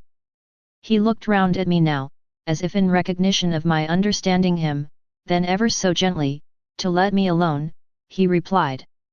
There was even a singular little dignity in it, something that made me release him, yet, when I had slowly risen, linger beside him.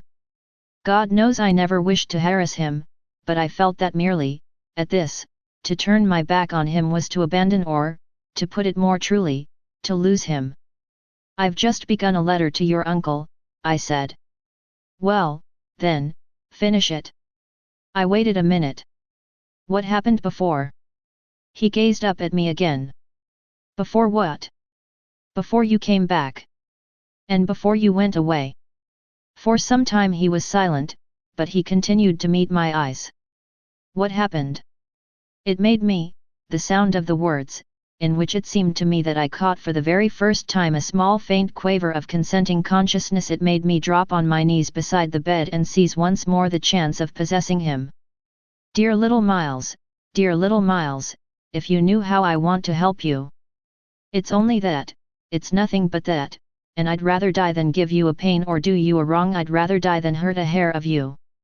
Dear little Miles - oh, I brought it out now. Even if I should go too far, I just want you to help me to save you. But I knew in a moment after this that I had gone too far. The answer to my appeal was instantaneous, but it came in the form of an extraordinary blast and chill, a gust of frozen air, and a shake of the room as great as if, in the wild wind, the casement had crashed in. The boy gave a loud, high shriek, which, lost in the rest of the shock of sound, might have seemed, indistinctly, though I was so close to him, a note either of jubilation or of terror. I jumped to my feet again and was conscious of darkness. So for a moment we remained, while I stared about me and saw that the drawn curtains were unstirred and the window tight. Why, the candle's out! I then cried. It was I who blew it, dear, said Miles. Chapter 18. The next day, after lessons, Mrs. Groves found a moment to say to me quietly, "Have you written, miss?" "Yes, I've written. But I didn't add for the hour that my letter, sealed and directed, was still in my pocket. There would be time enough to send it before the messenger should go to the village." Meanwhile there had been, on the part of my pupils, no more brilliant, more exemplary morning. It was exactly as if they had both had it hard to gloss over any recent little friction. They performed the dizziest feats of arithmetic, soaring quite out of my feeble range, and perpetrated, in higher spirits than ever, geographical and historical jokes. It was conspicuous of course in Miles in particular that he appeared to wish to show how easily he could let me down. This child, to my memory, really lives in a setting of beauty and misery that no words can translate. There was a distinction all his own in every impulse he revealed, never was a small natural creature, to the uninitiated eye all frankness and freedom, a more ingenious, a more extraordinary little gentleman. I had perpetually to guard against the wonder of contemplation into which my initiated view betrayed me, to check the irrelevant gaze and discouraged sigh in which I constantly both attacked and renounced the enigma of what such a little gentleman could have done that deserved a penalty. Say that, by the dark prodigy I knew, the imagination of all evil had been opened up to him, all the justice within me ached for the proof that it could ever have flowered into an act. He had never, at any rate, been such a little gentleman as when, after our early dinner on this dreadful day, he came round to me and asked if I shouldn't like him, for half an hour, to play to me. David playing to Saul could never have shown a finer sense of the occasion.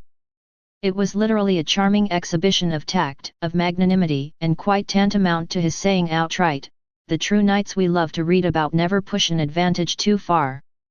"I know what you mean now. You mean that to be let alone yourself and not followed up you'll cease to worry and spy upon me, won't keep me so close to you, will let me go and come." "Well, I come, you see, but I don't go. There'll be plenty of time for that. I do really delight in your society, and I only want to show you that I contended for a principle." It may be imagined whether I resisted this appeal or failed to accompany him again, hand in hand, to the schoolroom. He sat down at the old piano and played as he had never played, and if there are those who think he had better have been kicking a football, I can only say that I wholly agree with them. For at the end of a time that under his influence I had quite ceased to measure, I started up with a strange sense of having literally slept at my post. It was after luncheon, and by the schoolroom fire, and yet I hadn't really, in the least, slept. I had only done something much worse. I had forgotten. Where, all this time, was Flora? When I put the question to Miles, he played on a minute before answering and then could only say, "Why, my dear, how do I know?" Breaking moreover into a happy laugh which, immediately after, as if it were a vocal accompaniment, he prolonged into incoherent, extravagant song. I went straight to my room, but his sister was not there. Then, before going downstairs, I looked into several others.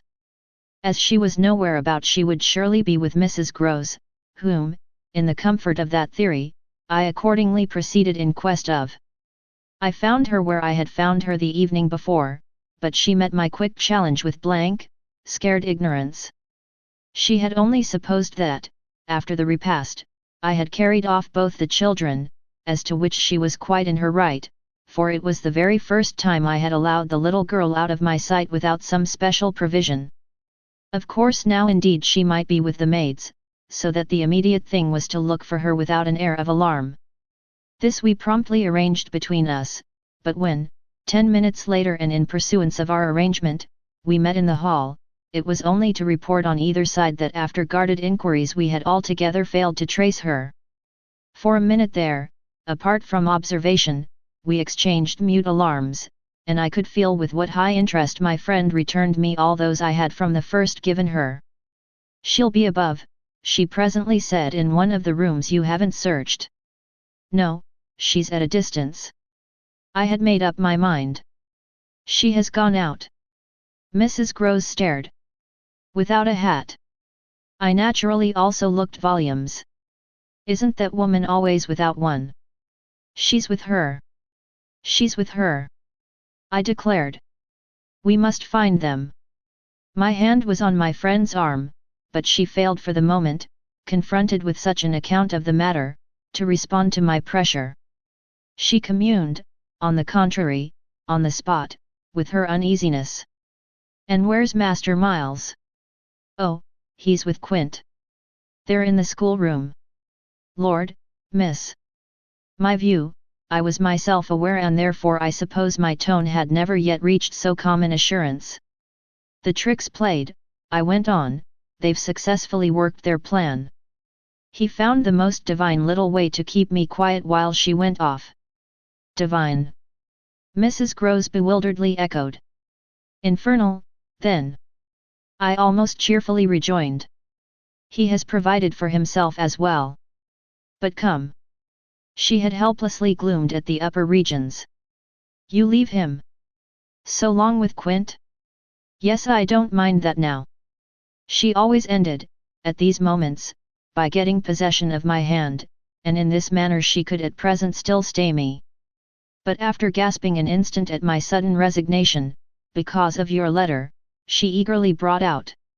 I quickly, by way of answer, felt for my letter, drew it forth, held it up, and then, freeing myself, went and laid it on the great hall table. "Luke will take it," I said as I came back. I reached the house door and opened it. I was already on the steps. My companion still demurred.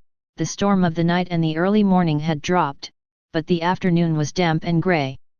I came down to the drive while she stood in the doorway. "You go with nothing on." "What do I care when the child has nothing? I can't wait to dress," I cried, "and if you must do so, I leave you. Try meanwhile, yourself, upstairs. With them." Oh, on this, the poor woman promptly joined me. Chapter 19. We went straight to the lake, as it was called at Bly, and I dare say rightly called, though I reflect that it may in fact have been a sheet of water less remarkable than it appeared to my untravelled eyes. My acquaintance with sheets of water was small, and the pool of bly, at all events on the few occasions of my consenting, under the protection of my pupils, to affront its surface in the old flat-bottomed boat moored there for our use, had impressed me both with its extent and its agitation. The usual place of embarkation was half a mile from the house, but I had an intimate conviction that, wherever Flora might be, she was not near home. She had not given me the slip for any small adventure, and, since the day of the very great one that I had shared with her by the pond, I had been aware, in our walks, of the quarter to which she most inclined. This was why I had now given to Mrs. Grose's steps so marked a direction that made her, when she perceived it, oppose a resistance that showed me she was freshly mystified. "You're going to the water, miss, you think she's in?" "She may be, though the depth is, I believe, nowhere very great. But what I judge most likely is that she's on the spot from which, the other day, we saw together what I told you." When she pretended not to see. With that astounding self-possession? "I've always been sure she wanted to go back alone. And now her brother has managed it for her." Mrs. Grose still stood where she had stopped. "You suppose they really talk of them?" I could meet this with a confidence. "They say things that, if we heard them, would simply appall us." "And if she is there?" "Yes." "Then Miss Jessel is?" "Beyond a doubt." "You shall see." "Oh, thank you," my friend cried, planted so firm that, taking it in, I went straight on without her. By the time I reached the pool, however, she was close behind me, and I knew that, whatever, to her apprehension, might befall me, the exposure of my society struck her as her least danger. She exhaled a moan of relief as we at last came in sight of the greater part of the water without a sight of the child. There was no trace of Flora on that nearer side of the bank where my observation of her had been most startling, and none on the opposite edge, where, save for a margin of some 20 yards, a thick copse came down to the water. The pond, oblong in shape, had a width so scant compared to its length that, with its ends out of view, it might have been taken for a scant river. We looked at the empty expanse, and then I felt the suggestion of my friend's eyes. I knew what she meant and I replied with a negative headshake. "No, no, wait. She has taken the boat." My companion stared at the vacant mooring place and then again across the lake. "Then where is it?" "Our not seeing it is the strongest of proofs. She has used it to go over, and then has managed to hide it." "All alone, that child?" "She's not alone, and at such times she's not a child, she's an old woman." I scanned all the visible shore while Mrs. Grose took again, into the queer element I offered her, one of her plunges of submission. Then I pointed out that the boat might perfectly be in a small refuge formed by one of the recesses of the pool, an indentation masked, for the hither side, by a projection of the bank and by a clump of trees growing close to the water. "But if the boat's there, where on earth's she?" my colleague anxiously asked. "That's exactly what we must learn." And I started to walk further. "By going all the way round?" "Certainly, far as it is. It will take us but 10 minutes, but it's far enough to have made the child prefer not to walk." "She went straight over." "Laws!" cried my friend again, the chain of my logic was ever too much for her. It dragged her at my heels even now, and when we had got halfway round a devious, tiresome process, on ground much broken and by a path choked with overgrowth, I paused to give her breath. I sustained her with a grateful arm, assuring her that she might hugely help me, and this started us afresh, so that in the course of but few minutes more we reached a point from which we found the boat to be where I had supposed it. It had been intentionally left as much as possible out of sight and was tied to one of the stakes of a fence that came, just there, down to the brink, and that had been an assistance to disembarking. I recognized, as I looked at the pair of short, thick oars, quite safely drawn up, the prodigious character of the feat for a little girl, but I had lived, by this time, too long among wonders and had panted to too many livelier measures. There was a gate in the fence, through which we passed, and that brought us, after a trifling interval, more into the open. "Then, there she is," we both exclaimed at once. Flora, a short way off, stood before us on the grass and smiled as if her performance was now complete. The next thing she did, however, was to stoop straight down and pluck quite as if it were all she was there for a big, ugly spray of withered fern. I instantly became sure she had just come out of the copse. She waited for us, not herself taking a step, and I was conscious of the rare solemnity with which we presently approached her. She smiled, and we met, but it was all done in a silence by this time flagrantly ominous. Mrs. Grose was the first to break the spell. She threw herself on her knees and, drawing the child to her breast, clasped in a long embrace the little tender, yielding body. While this dumb convulsion lasted I could only watch it, which I did the more intently when I saw Flora's face peep at me over our companion's shoulder. It was serious now. The flicker had left it, but it strengthened the pang with which I at that moment envied Mrs. Grose the simplicity of her relation. Still, all this while, nothing more passed between us save that Flora had let her foolish fern again drop to the ground.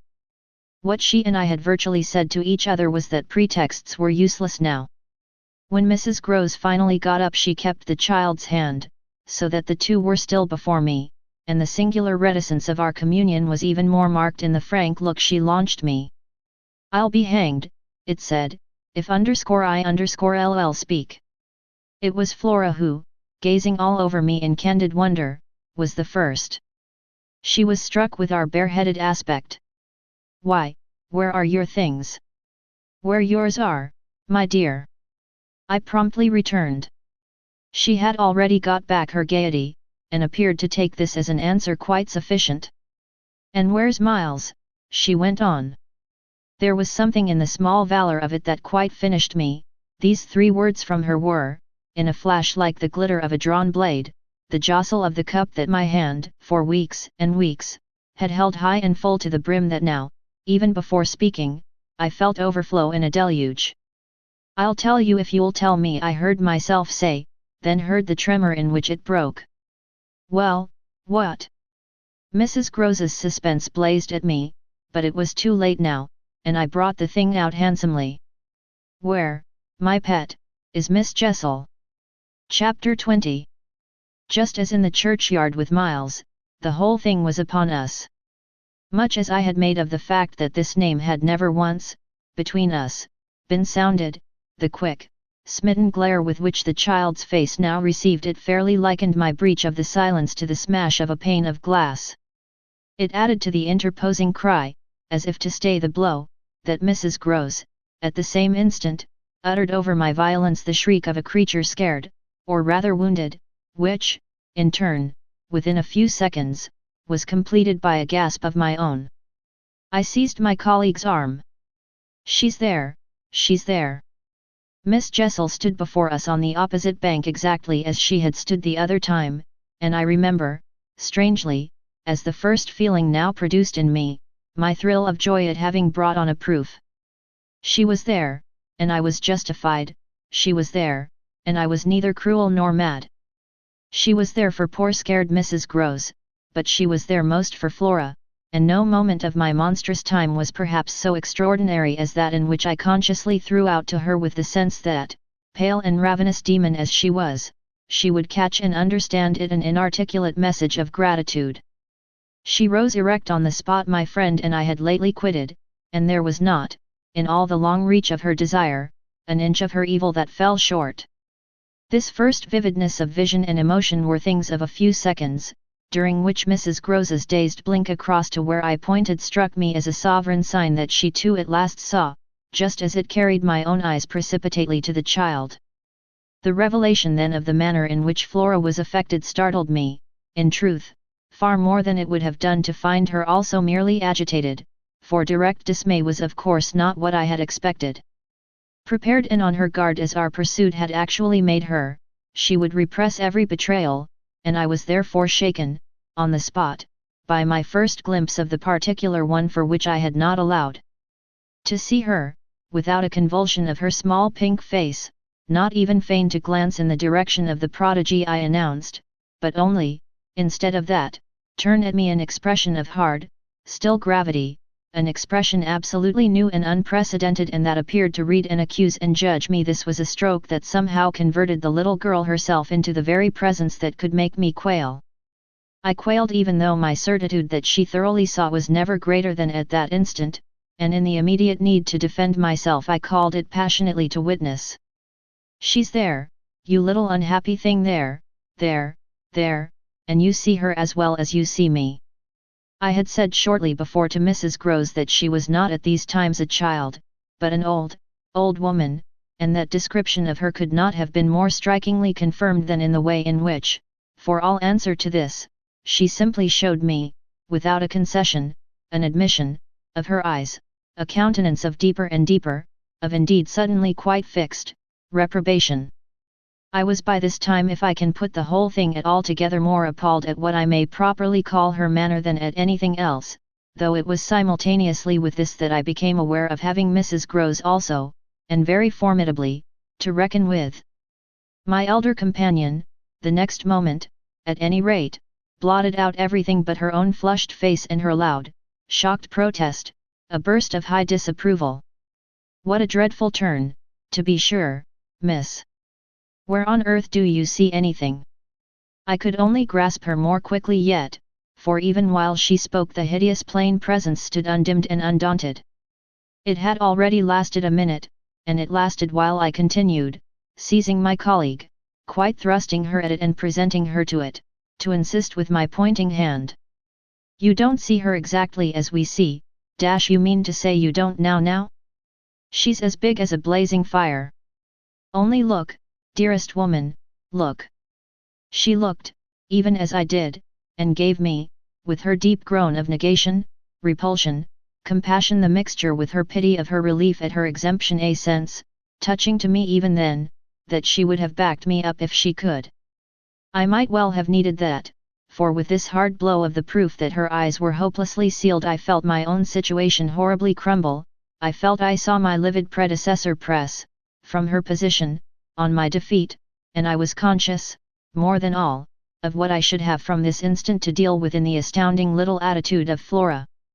Into this attitude Mrs. Groves immediately and violently entered, breaking, even while there pierced through my sense of ruin a prodigious private triumph, into breathless reassurance.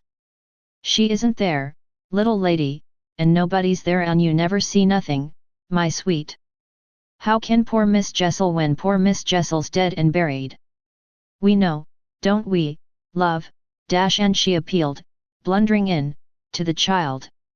"It's all a mere mistake and a worry and a joke, and we'll go home as fast as we can."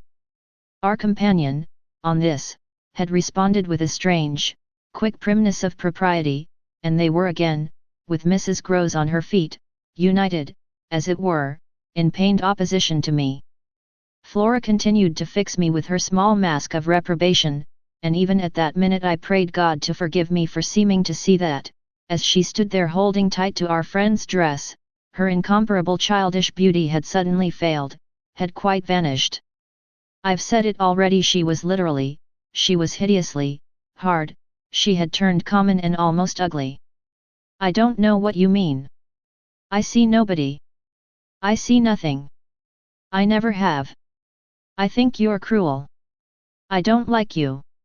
Then, after this deliverance, which might have been that of a vulgarly pert little girl in the street, she hugged Mrs. Groves more closely and buried in her skirts the dreadful little face. In this position she produced an almost furious wail. Take me away, oh, take me away from her." "From me?" I panted. From you, she cried. Even Mrs. Groves looked across at me dismayed, while I had nothing to do but communicate again with the figure that, on the opposite bank, without a movement, as rigidly still as if catching, beyond the interval, our voices, was as vividly there for my disaster as it was not there for my service. The wretched child had spoken exactly as if she had got from some outside source each of her stabbing little words, and I could therefore, in the full despair of all I had to accept, but sadly shake my head at her. If I had ever doubted, all my doubt would at present have gone. I've been living with the miserable truth, and now it has only too much closed round me. Of course I've lost you, I've interfered, and you've seen under her dictation with which I faced, over the pool again, our infernal witness, the easy and perfect way to meet it. I've done my best, but I've lost you. Goodbye. For Mrs. Groves I had an imperative, an almost frantic go, before which, in infinite distress, but mutely possessed of the little girl and clearly convinced, in spite of her blindness, that something awful had occurred and some collapse engulfed us, she retreated, by the way we had come, as fast as she could move. Of what first happened when I was left alone I had no subsequent memory. I only knew that at the end of, I suppose, a quarter of an hour, an odorous dampness and roughness, chilling and piercing my trouble, had made me understand that I must have thrown myself, on my face, on the ground and given way to a wildness of grief. I must have lain there long and cried and sobbed, for when I raised my head the day was almost done. I got up and looked a moment, through the twilight, at the grey pool and its blank, haunted edge, and then I took, back to the house, my dreary and difficult course. When I reached the gate in the fence the boat, to my surprise, was gone, so that I had a fresh reflection to make on Flora's extraordinary command of the situation. She passed that night, by the most tacit, and I should add, were not the word so grotesque a false note, the happiest of arrangements, with Mrs. Groves. I saw neither of them on my return, but, on the other hand, as by an ambiguous compensation, I saw a great deal of Miles. I saw, I can use no other phrase, so much of him that it was as if it were more than it had ever been. No evening I had passed at Bly had the portentous quality of this one, in spite of which and in spite also of the deeper depths of consternation that had opened beneath my feet there was literally, in the ebbing actual, an extraordinarily sweet sadness. On reaching the house I had never so much as looked for the boy, I had simply gone straight to my room to change what I was wearing and to take in, at a glance, much material testimony to Flora's rupture. Her little belongings had all been removed. When later, by the schoolroom fire, I was served with tea by the usual maid, I indulged, on the article of my other pupil, in no inquiry whatever. He had his freedom now, he might have it to the end. Well, he did have it, and it consisted in part at least of his coming in at about 8 o'clock and sitting down with me in silence. On the removal of the tea things I had blown out the candles and drawn my chair closer, I was conscious of a mortal coldness and felt as if I should never again be warm. So, when he appeared, I was sitting in the glow with my thoughts. He paused a moment by the door as if to look at me, then as if to share them came to the other side of the hearth and sank into a chair. We sat there in absolute stillness, yet he wanted, I felt, to be with me. Chapter 21.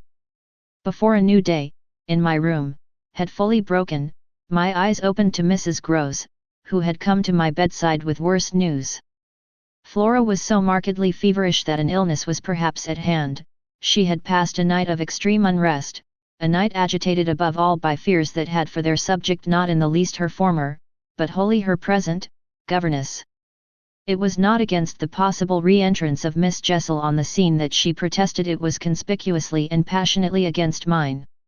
I was promptly on my feet, of course, and with an immense deal to ask, the more that my friend had discernibly now girded her loins to meet me once more.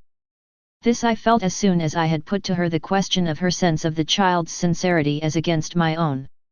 She persists in denying to you that she saw, or has ever seen, anything. My visitor's trouble, truly, was great. Ah, miss, it isn't a matter on which I can push her. Yet it isn't either, I must say, as if I much needed to. It has made her, every inch of her, quite old. Oh, I see her perfectly from here. She resents, for all the world like some high little personage, the imputation on her truthfulness and, as it were, her respectability. Miss Jessel indeed she. Ah, she's respectable, the chit. The impression she gave me there yesterday was, I assure you, the very strangest of all, it was quite beyond any of the others. I did put my foot in it. She'll never speak to me again. Hideous and obscure as it all was, it held Mrs. Groves briefly silent, then she granted my point with a frankness which, I made sure, had more behind it. I think indeed, miss, she never will. She do have a grand manner about it. And that manner I summed it up is practically what's the matter with her now. Oh, that manner, I could see in my visitor's face, and not a little else besides. She asks me every 3 minutes if I think you're coming in. I see. I, too, on my side, had so much more than worked it out. Has she said to you since yesterday except to repudiate her familiarity with anything so dreadful a single other word about Miss Jessel? Not one, miss. And of course you know, my friend added, I took it from her, by the lake, that, just then and there at least, there was nobody. Rather. And, naturally, you take it from her still. I don't contradict her. What else can I do? Nothing in the world. You've the cleverest little person to deal with. They've made them their two friends, I mean still cleverer even than nature did, for it was wondrous material to play on. Flora has now her grievance, and she'll work it to the end. Yes, miss, but to what end? Why, that of dealing with me to her uncle. She'll make me out to him the lowest creature. I winced at the fair show of the scene in Mrs. Grose's face. She looked for a minute as if she sharply saw them together. And him who thinks so well of you. He has an odd way it comes over me now, I laughed, of proving it. But that doesn't matter. What Flora wants, of course, is to get rid of me. My companion bravely concurred. Never again to so much as look at you. So that what you've come to me now for, I asked, is to speed me on my way. Before she had time to reply, however, I had her in check. I've a better idea the result of my reflections. My going would seem the right thing, and on Sunday I was terribly near it. Yet that won't do. It's you who must go. You must take Flora. My visitor, at this, did speculate. But where in the world? Away from here. Away from them. Away, even most of all, now, from me. Straight to her uncle. Only to tell on you. No, not only. To leave me, in addition, with my remedy. She was still vague. And what is your remedy? Your loyalty, to begin with. And then Miles's. She looked at me hard. Do you think he won't, if he has the chance, turn on me? Yes, I venture still to think it. At all events, I want to try. Get off with his sister as soon as possible and leave me with him alone. I was amazed, myself, at the spirit I had still in reserve, and therefore perhaps a trifle the more disconcerted at the way in which, in spite of this fine example of it, she hesitated. There's one thing, of course, I went on, they mustn't, before she goes, see each other for 3 seconds. Then it came over me that, in spite of Flora's presumable sequestration from the instant of her return from the pool, it might already be too late. Do you mean, I anxiously asked, that they have met? At this she quite flushed. Ah, miss, I'm not such a fool as that. If I've been obliged to leave her 3 or 4 times, it has been each time with one of the maids, and at present, though she's alone, she's locked and safe. And yet, there were too many things. And yet what? Well, are you so sure of the little gentleman? I'm not sure of anything but you. But I have, since last evening, a new hope. I think he wants to give me an opening.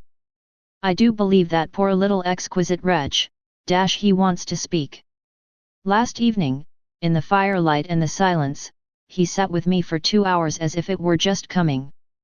Mrs. Grose looked hard, through the window, at the grey, gathering day. And did it come? No, though I waited and waited, I confess it didn't, and it was without a breach of the silence or so much as a faint allusion to his sister's condition and absence that we at last kissed for good night. All the same, I continued, I can't, if her uncle sees her, consent to his seeing her brother without my having given the boy, and most of all because things have got so bad, a little more time. My friend appeared on this ground more reluctant than I could quite understand. What do you mean by more time? Well, a day or two really to bring it out. He'll then be on my side, of which you see the importance. If nothing comes, I shall only fail, and you will, at the worst, have helped me by doing, on your arrival in town, whatever you may have found possible. So I put it before her, but she continued for a little, so inscrutably embarrassed that I came again to her aid. Unless, indeed, I wound up, you really want not to go. I could see it, in her face, at last clear itself. She put out her hand to me as a pledge. I'll go, I'll go. I'll go this morning. I wanted to be very just. If you should wish still to wait, I would engage she shouldn't see me. No, no, it's the place itself. She must leave it. She held me a moment with heavy eyes, then brought out the rest. Your idea's the right one. I myself, miss. Well, I can't stay. The look she gave me with it made me jump at possibilities. You mean that, since yesterday, you have seen? She shook her head with dignity. I've heard. Heard. From that child horrors. There, she sighed with tragic relief. On my honor, miss, she says things. But at this evocation she broke down, she dropped, with a sudden sob, upon my sofa and, as I had seen her do before, gave way to all the grief of it. It was quite in another manner that I, for my part, let myself go. Oh, thank God! She sprang up again at this, drying her eyes with a groan. Thank God! It so justifies me. It does that, miss. I couldn't have desired more emphasis, but I just hesitated. She's so horrible. I saw my colleague scarce knew how to put it. Really shocking. And about me? About you, miss, since you must have it. It's beyond everything, for a young lady, and I can't think wherever she must have picked up the appalling language she applied to me. I can, then. I broke in with a laugh that was doubtless significant enough. It only, in truth, left my friend still more grave. Well, perhaps I ought to also, since I've heard some of it before. Yet I can't bear it, the poor woman went on while, with the same movement, she glanced, on my dressing table, at the face of my watch. But I must go back. I kept her, however. Ah, if you can't bear it. How can I stop with her, you mean? Why, just for that, to get her away. Far from this, she pursued, far from them. She may be different. She may be free. I seized her almost with joy. Then, in spite of yesterday, you believe in such doings? Her simple description of them required, in the light of her expression, to be carried no further, and she gave me the whole thing as she had never done. I believe. Yes, it was a joy, and we were still shoulder to shoulder. If I might continue sure of that, I should care but little what else happened. My support in the presence of disaster would be the same as it had been in my early need of confidence, and if my friend would answer for my honesty, I would answer for all the rest. On the point of taking leave of her, nonetheless, I was to some extent embarrassed. There's one thing, of course it occurs to me to remember. My letter, giving the alarm, will have reached town before you. I now perceived still more how she had been beating about the bush and how weary at last it had made her. Your letter won't have got there. Your letter never went. What then became of it? Goodness knows. Master Miles. Do you mean he took it? I gasped. She hung fire, but she overcame her reluctance. I mean that I saw yesterday, when I came back with Miss Flora, that it wasn't where you had put it. Later in the evening I had the chance to question Luke, and he declared that he had neither noticed nor touched it. We could only exchange, on this, one of our deeper mutual soundings, and it was Mrs. Groves who first brought up the plum with an almost elated "You see. Yes, I see that if Miles took it instead he probably will have read it and destroyed it. And don't you see anything else? I faced her a moment with a sad smile. It strikes me that by this time your eyes are open even wider than mine. They proved to be so indeed, but she could still blush, almost, to show it. I make out now what he must have done at school. And she gave, in her simple sharpness, an almost droll disillusioned nod. He stole. I turned it over. I tried to be more judicial. Well, perhaps. She looked as if she found me unexpectedly calm. He stole letters. She couldn't know my reasons for a calmness after all pretty shallow, so I showed them off as I might. I hope then it was to more purpose than in this case. The note, at any rate, that I put on the table yesterday, I pursued, will have given him so scant an advantage, for it contained only the bare demand for an interview that he is already much ashamed of having gone so far for so little, and that what he had on his mind last evening was precisely the need of confession. I seemed to myself, for the instant, to have mastered it, to see it all. Leave us, I was already, at the door, hurrying her off. I'll get it out of him. He'll meet me, he'll confess. If he confesses, he's saved. And if he's saved, then you are. The dear woman kissed me on this, and I took her farewell. I'll save you without him, she cried as she went. Chapter 22. Yet it was when she had got off and I missed her on the spot that the great pinch really came. If I had counted on what it would give me to find myself alone with Miles, I speedily perceived, at least, that it would give me a measure. No hour of my stay in fact was so assailed with apprehensions as that of my coming down to learn that the carriage containing Mrs. Groves and my younger pupil had already rolled out of the gates. Now I was, I said to myself, face to face with the elements, and for much of the rest of the day, while I fought my weakness, I could consider that I had been supremely rash. It was a tighter place still than I had yet turned round in, all the more that, for the first time, I could see in the aspect of others a confused reflection of the crisis. What had happened naturally caused them all to stare. There was too little of the explained, throw out whatever we might, in the suddenness of my colleague's act. The mates and the men looked blank, the effect of which on my nerves was an aggravation until I saw the necessity of making it a positive aid. It was precisely, in short, by just clutching the helm that I avoided total wreck, and I dare say that, to bear up at all, I became, that morning, very grand and very dry. I welcomed the consciousness that I was charged with much to do, and I caused it to be known as well that, left thus to myself, I was quite remarkably firm. I wandered with that manner, for the next hour or two, all over the place and looked, I have no doubt, as if I were ready for any onset. So, for the benefit of whom it might concern, I paraded with a sick heart. The person it appeared least to concern proved to be, till dinner, little Miles himself. My perambulations had given me, meanwhile, no glimpse of him, but they had tended to make more public the change taking place in our relation as a consequence of his having at the piano, the day before, kept me, in Flora's interest, so beguiled and befooled. The stamp of publicity had of course been fully given by her confinement and departure, and the change itself was now ushered in by our non-observance of the regular custom of the schoolroom. He had already disappeared when, on my way down, I pushed open his door, and I learned below that he had breakfasted in the presence of a couple of the maids with Mrs. Groves and his sister.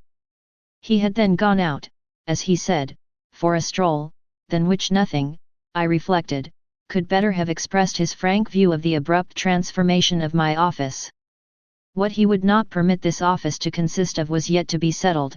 There was a queer relief, at all events I mean for myself in especial, in the renouncement of one pretension. If so much had sprung to the surface, I scarce put it too strongly in saying that what had perhaps sprung highest was the absurdity of our prolonging the fiction that I had anything more to teach him. It sufficiently stuck out that, by tacit little tricks in which even more than myself he carried out the care for my dignity, I had had to appeal to him to let me off straining to meet him on the ground of his true capacity. He had at any rate his freedom now, I was never to touch it again, as I had amply shown. Moreover, when, on his joining me in the schoolroom the previous night, I had uttered, on the subject of the interval just concluded, neither challenge nor hint. I had too much, from this moment, my other ideas. Yet when he at last arrived, the difficulty of applying them, the accumulations of my problem, were brought straight home to me by the beautiful little presence on which what had occurred had as yet, for the eye, dropped neither stain nor shadow. To mark, for the house, the high state I cultivated, I decreed that my meals with the boy should be served, as we called it, downstairs, so that I had been awaiting him in the ponderous pomp of the room outside of the window of which I had had from Mrs. Groves, that first scared Sunday, my flash of something it would scarce have done to call light. Here at present I felt afresh, for I had felt it again and again, how my equilibrium depended on the success of my rigid will, the will to shut my eyes as tight as possible to the truth that what I had to deal with was, revoltingly, against nature. I could only get on at all by taking nature into my confidence and my account, by treating my monstrous ordeal as a push in a direction unusual, of course, and unpleasant, but demanding, after all, for a fair front, only another turn of the screw of ordinary human virtue. No attempt, none the less, could well require more tact than just this attempt to supply, oneself, all the nature. How could I put even a little of that article into a suppression of reference to what had occurred? How, on the other hand, could I make reference without a new plunge into the hideous obscure? Well, a sort of answer, after a time, had come to me, and it was so far confirmed as that I was met, incontestably, by the quickened vision of what was rare in my little companion. It was indeed as if he had found, even now as he had so often found at lessons, still some other delicate way to ease me off.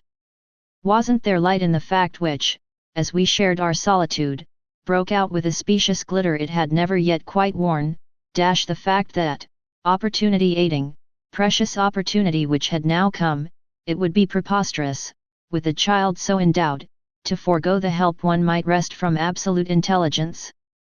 What had his intelligence been given him for but to save him? Mightn't one, to reach his mind, risk the stretch of an angular arm over his character?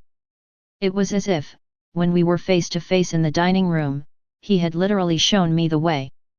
The roast mutton was on the table, and I had dispensed with attendance. Miles, before he sat down, stood a moment with his hands in his pockets and looked at the joint, on which he seemed on the point of passing some humorous judgment. But what he presently produced was, I say, my dear, is she really very awfully ill? Little Flora? Not so bad but that she'll presently be better. London will set her up. Bly had ceased to agree with her. Come here and take your mutton. He alertly obeyed me, carried the plate carefully to his seat, and, when he was established, went on. Did Bly disagree with her so terribly suddenly? Not so suddenly as you might think. One had seen it coming on. Then why didn't you get her off before? Before what? Before she became too ill to travel. I found myself prompt. She's not too ill to travel, she only might have become so if she had stayed. This was just the moment to seize. The journey will dissipate the influence oh, I was grand, and carry it off. I see, Miles, for that matter, was grand, too. He settled to his repast with the charming little table manner that, from the day of his arrival, had relieved me of all grossness of admonition. Whatever he had been driven from school for, it was not for ugly feeding.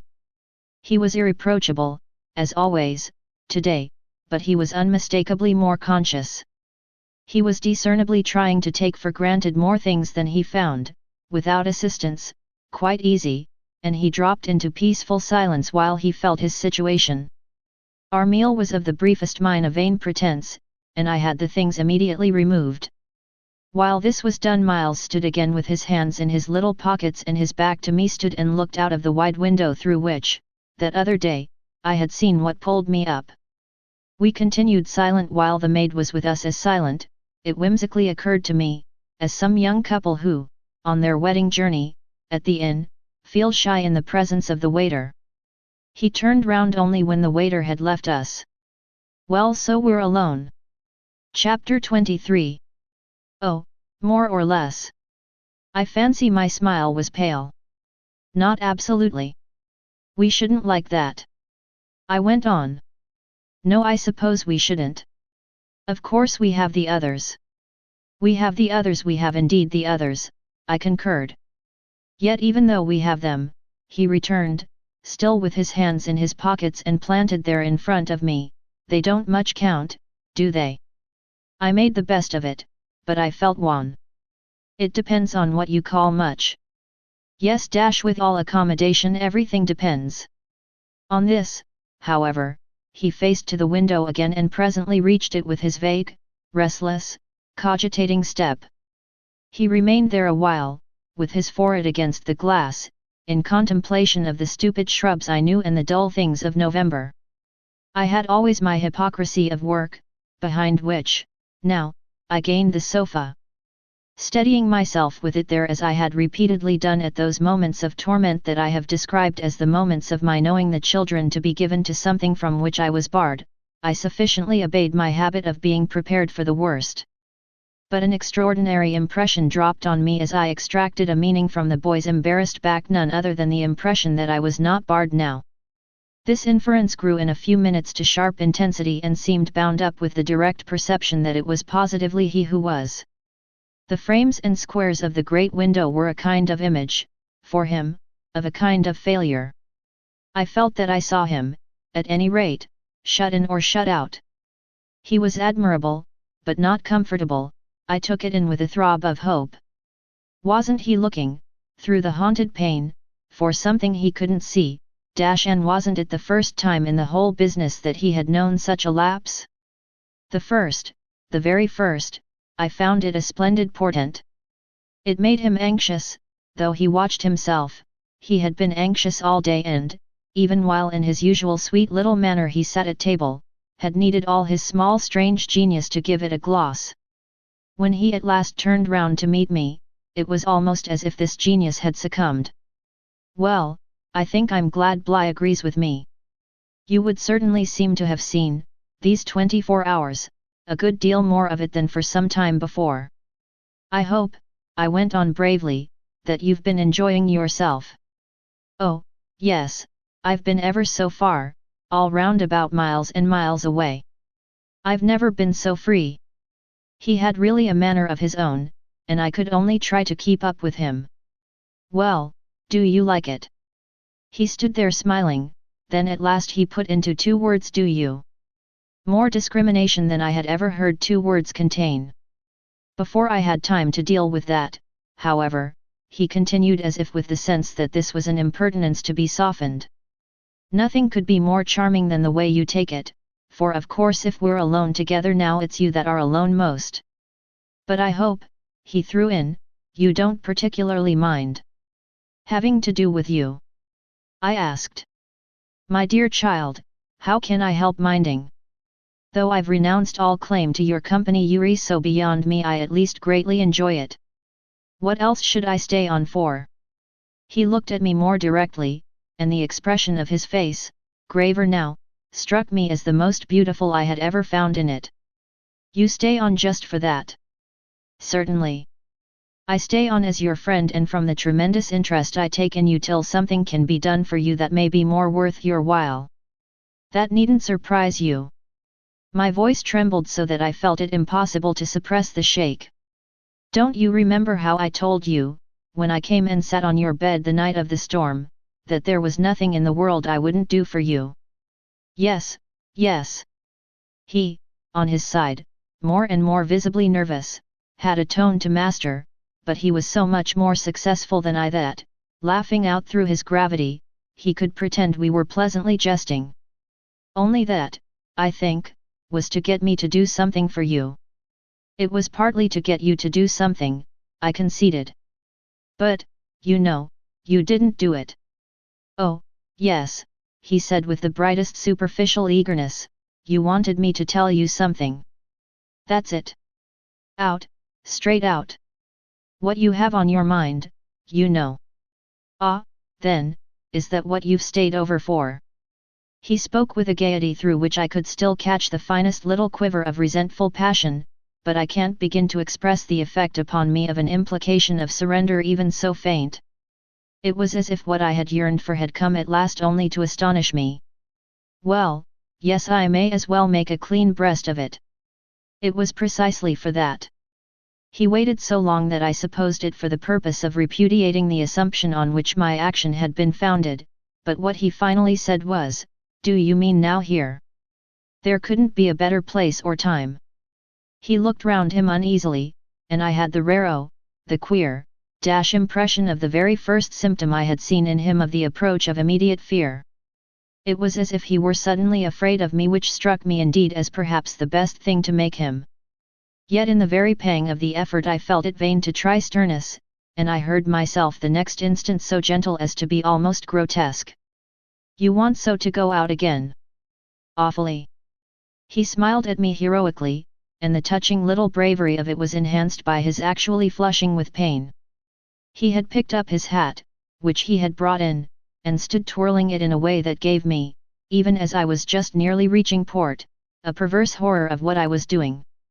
To do it in any way was an act of violence, for what did it consist of but the obtrusion of the idea of grossness and guilt on a small helpless creature who had been for me a revelation of the possibilities of beautiful intercourse? Wasn't it base to create for a being so exquisite a mere alien awkwardness? I suppose I now read into our situation a clearness it couldn't have had at the time, for I seemed to see our poor eyes already lighted with some spark of a prevision of the anguish that was to come. So we circled about, with terrors and scruples, like fighters not daring to close.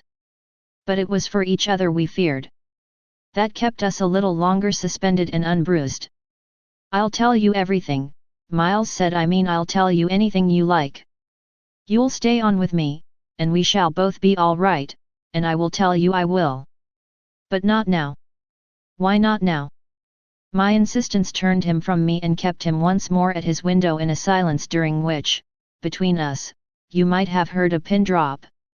Then he was before me again with the air of a person for whom, outside, someone who had frankly to be reckoned with was waiting. "I have to see Luke." I had not yet reduced him to quite so vulgar a lie, and I felt proportionately ashamed. But, horrible as it was, his lies made up my truth. I achieved thoughtfully a few loops of my knitting. "Well, then, go to Luke, and I'll wait for what you promise. Only, in return for that, satisfy, before you leave me, one very much smaller request." He looked as if he felt he had succeeded enough to be able still a little to bargain. "Very much smaller?" "Yes, a mere fraction of the whole." "Tell me oh, my work preoccupied me, and I was offhand, if, yesterday afternoon, from the table in the hall, you took, you know, my letter." Chapter 24. My sense of how he received this suffered for a minute from something that I can describe only as a fierce split of my attention, a stroke that at first, as I sprang straight up, reduced me to the mere blind movement of getting hold of him, drawing him close, and, while I just fell for support against the nearest piece of furniture, instinctively keeping him with his back to the window. The appearance was full upon us that I had already had to deal with here. Peter Quint had come into view like a sentinel before a prison. The next thing I saw was that, from outside, he had reached the window, and then I knew that, close to the glass and glaring in through it, he offered once more to the room his white face of damnation. It represents but grossly what took place within me at the sight to say that on the second my decision was made, yet I believe that no woman so overwhelmed ever in so short a time recovered her grasp of the act. It came to me in the very horror of the immediate presence that the act would be, seeing and facing what I saw and faced, to keep the boy himself unaware. The inspiration, I can call it by no other name, was that I felt how voluntarily, how transcendently, I might. It was like fighting with a demon for a human soul, and when I had fairly so appraised it, I saw how the human soul held out, in the tremor of my hands, at arm's length, had a perfect dew of sweat on a lovely childish forehead. The face that was close to mine was as white as the face against the glass, and out of it presently came a sound, not low nor weak, but as if from much further away, that I drank like a waft of fragrance. Yes, I took it. At this, with a moan of joy, I enfolded, I drew him close, and while I held him to my breast, where I could feel in the sudden fever of his little body the tremendous pulse of his little heart, I kept my eyes on the thing at the window and saw it move and shift its posture. I have likened it to a sentinel, but its slow wheel, for a moment, was rather the prowl of a baffled beast. My present quickened courage, however, was such that, not too much to let it through, I had to shade, as it were, my flame. Meanwhile the glare of the face was again at the window, the scoundrel fixed as if to watch and wait. It was the very confidence that I might now defy him, as well as the positive certitude, by this time, of the child's unconsciousness, that made me go on. What did you take it for? To see what you said about me. You opened the letter. I opened it. My eyes were now, as I held him off a little again, on Miles's own face, in which the collapse of mockery showed me how complete was the ravage of uneasiness. What was prodigious was that at last, by my success, his sense was sealed and his communication stopped. He knew that he was in presence, but knew not of what, and knew still less that I also was and that I did know. And what did this strain of trouble matter when my eyes went back to the window only to see that the air was clear again and by my personal triumph the influence quenched? There was nothing there. I felt that the cause was mine and that I should surely get all. And you found nothing. I let my elation out. He gave the most mournful, thoughtful little headshake. Nothing. Nothing, nothing. I almost shouted in my joy. Nothing, nothing, he sadly repeated. I kissed his forehead, it was drenched. So what have you done with it? I've burned it. Burned it. It was now or never. Is that what you did at school? Oh, what this brought up. At school. Did you take letters, or other things? Other things. He appeared now to be thinking of something far off and that reached him only through the pressure of his anxiety. Yet it did reach him. Did I steal? I felt myself redden to the roots of my hair as well as wonder if it were more strange to put to a gentleman such a question or to see him take it with allowances that gave the very distance of his fall in the world. Was it for that you mightn't go back? The only thing he felt was rather a dreary little surprise. Did you know I mightn't go back? I know everything. He gave me at this the longest and strangest look. Everything. Everything. Therefore did you. But I couldn't say it again. Miles could, very simply. No, I didn't steal. My face must have shown him I believed him utterly, yet my hands, but it was for pure tenderness, shook him as if to ask him why, if it was all for nothing, he had condemned me to months of torment. What then did you do? He looked in vague pain all round the top of the room and drew his breath, 2 or 3 times over, as if with difficulty. He might have been standing at the bottom of the sea and raising his eyes to some faint green twilight. Well, I said things. Only that. They thought it was enough. To turn you out for. Never, truly, had a person turned out shown so little to explain it as this little person. He appeared to weigh my question, but in a manner quite detached and almost helpless. Well, I suppose I oughtn't. But to whom did you say them? He evidently tried to remember, but it dropped, he had lost it. I don't know. He almost smiled at me in the desolation of his surrender, which was indeed practically, by this time, so complete that I ought to have left it there. But I was infatuated, I was blind with victory, though even then the very effect that was to have brought him so much nearer was already that of added separation. Was it to everyone? I asked. No, it was only to, but he gave a sick little headshake. I don't remember their names. Were they then so many? No, only a few. Those I liked. Those he liked? I seemed to float not into clearness, but into a darker obscure, and within a minute there had come to me out of my very pity the appalling alarm of his being perhaps innocent. It was for the instant confounding and bottomless, for if he were innocent, what then on earth was I_? Paralyzed, while it lasted, by the mere brush of the question, I let him go a little, so that, with a deep drawn sigh, he turned away from me again, which, as he faced toward the clear window, I suffered, feeling that I had nothing now there to keep him from. And did they repeat what you said? I went on after a moment. He was soon at some distance from me, still breathing hard and again with the air, though now without anger for it, of being confined against his will. Once more, as he had done before, he looked up at the dim day as if, of what had hitherto sustained him, nothing was left but an unspeakable anxiety. Oh, yes, he nevertheless replied, they must have repeated them. To those they liked, he added. There was, somehow, less of it than I had expected, but I turned it over. And these things came round. To the masters? Oh, yes, he answered very simply. But I didn't know they'd tell. The masters? They didn't, they never told. That's why I ask you. He turned to me again, his little beautiful fevered face. Yes, it was too bad. Too bad. What I suppose I sometimes said.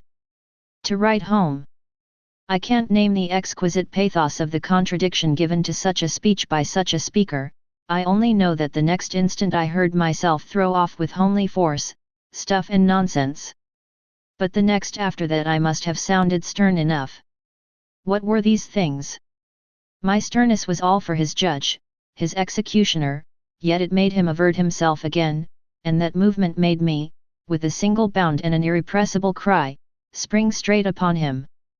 For there again, against the glass, as if to blight his confession and stay his answer, was the hideous author of our woe, the white face of damnation. I felt a sick swim at the drop of my victory and all the return of my battle, so that the wildness of my veritable leap only served as a great betrayal. I saw him, from the midst of my act, meet it with a divination, and on the perception that even now he only guessed, and that the window was still to his own eyes free, I let the impulse flame up to convert the climax of his dismay into the very proof of his liberation. No more, no more, no more!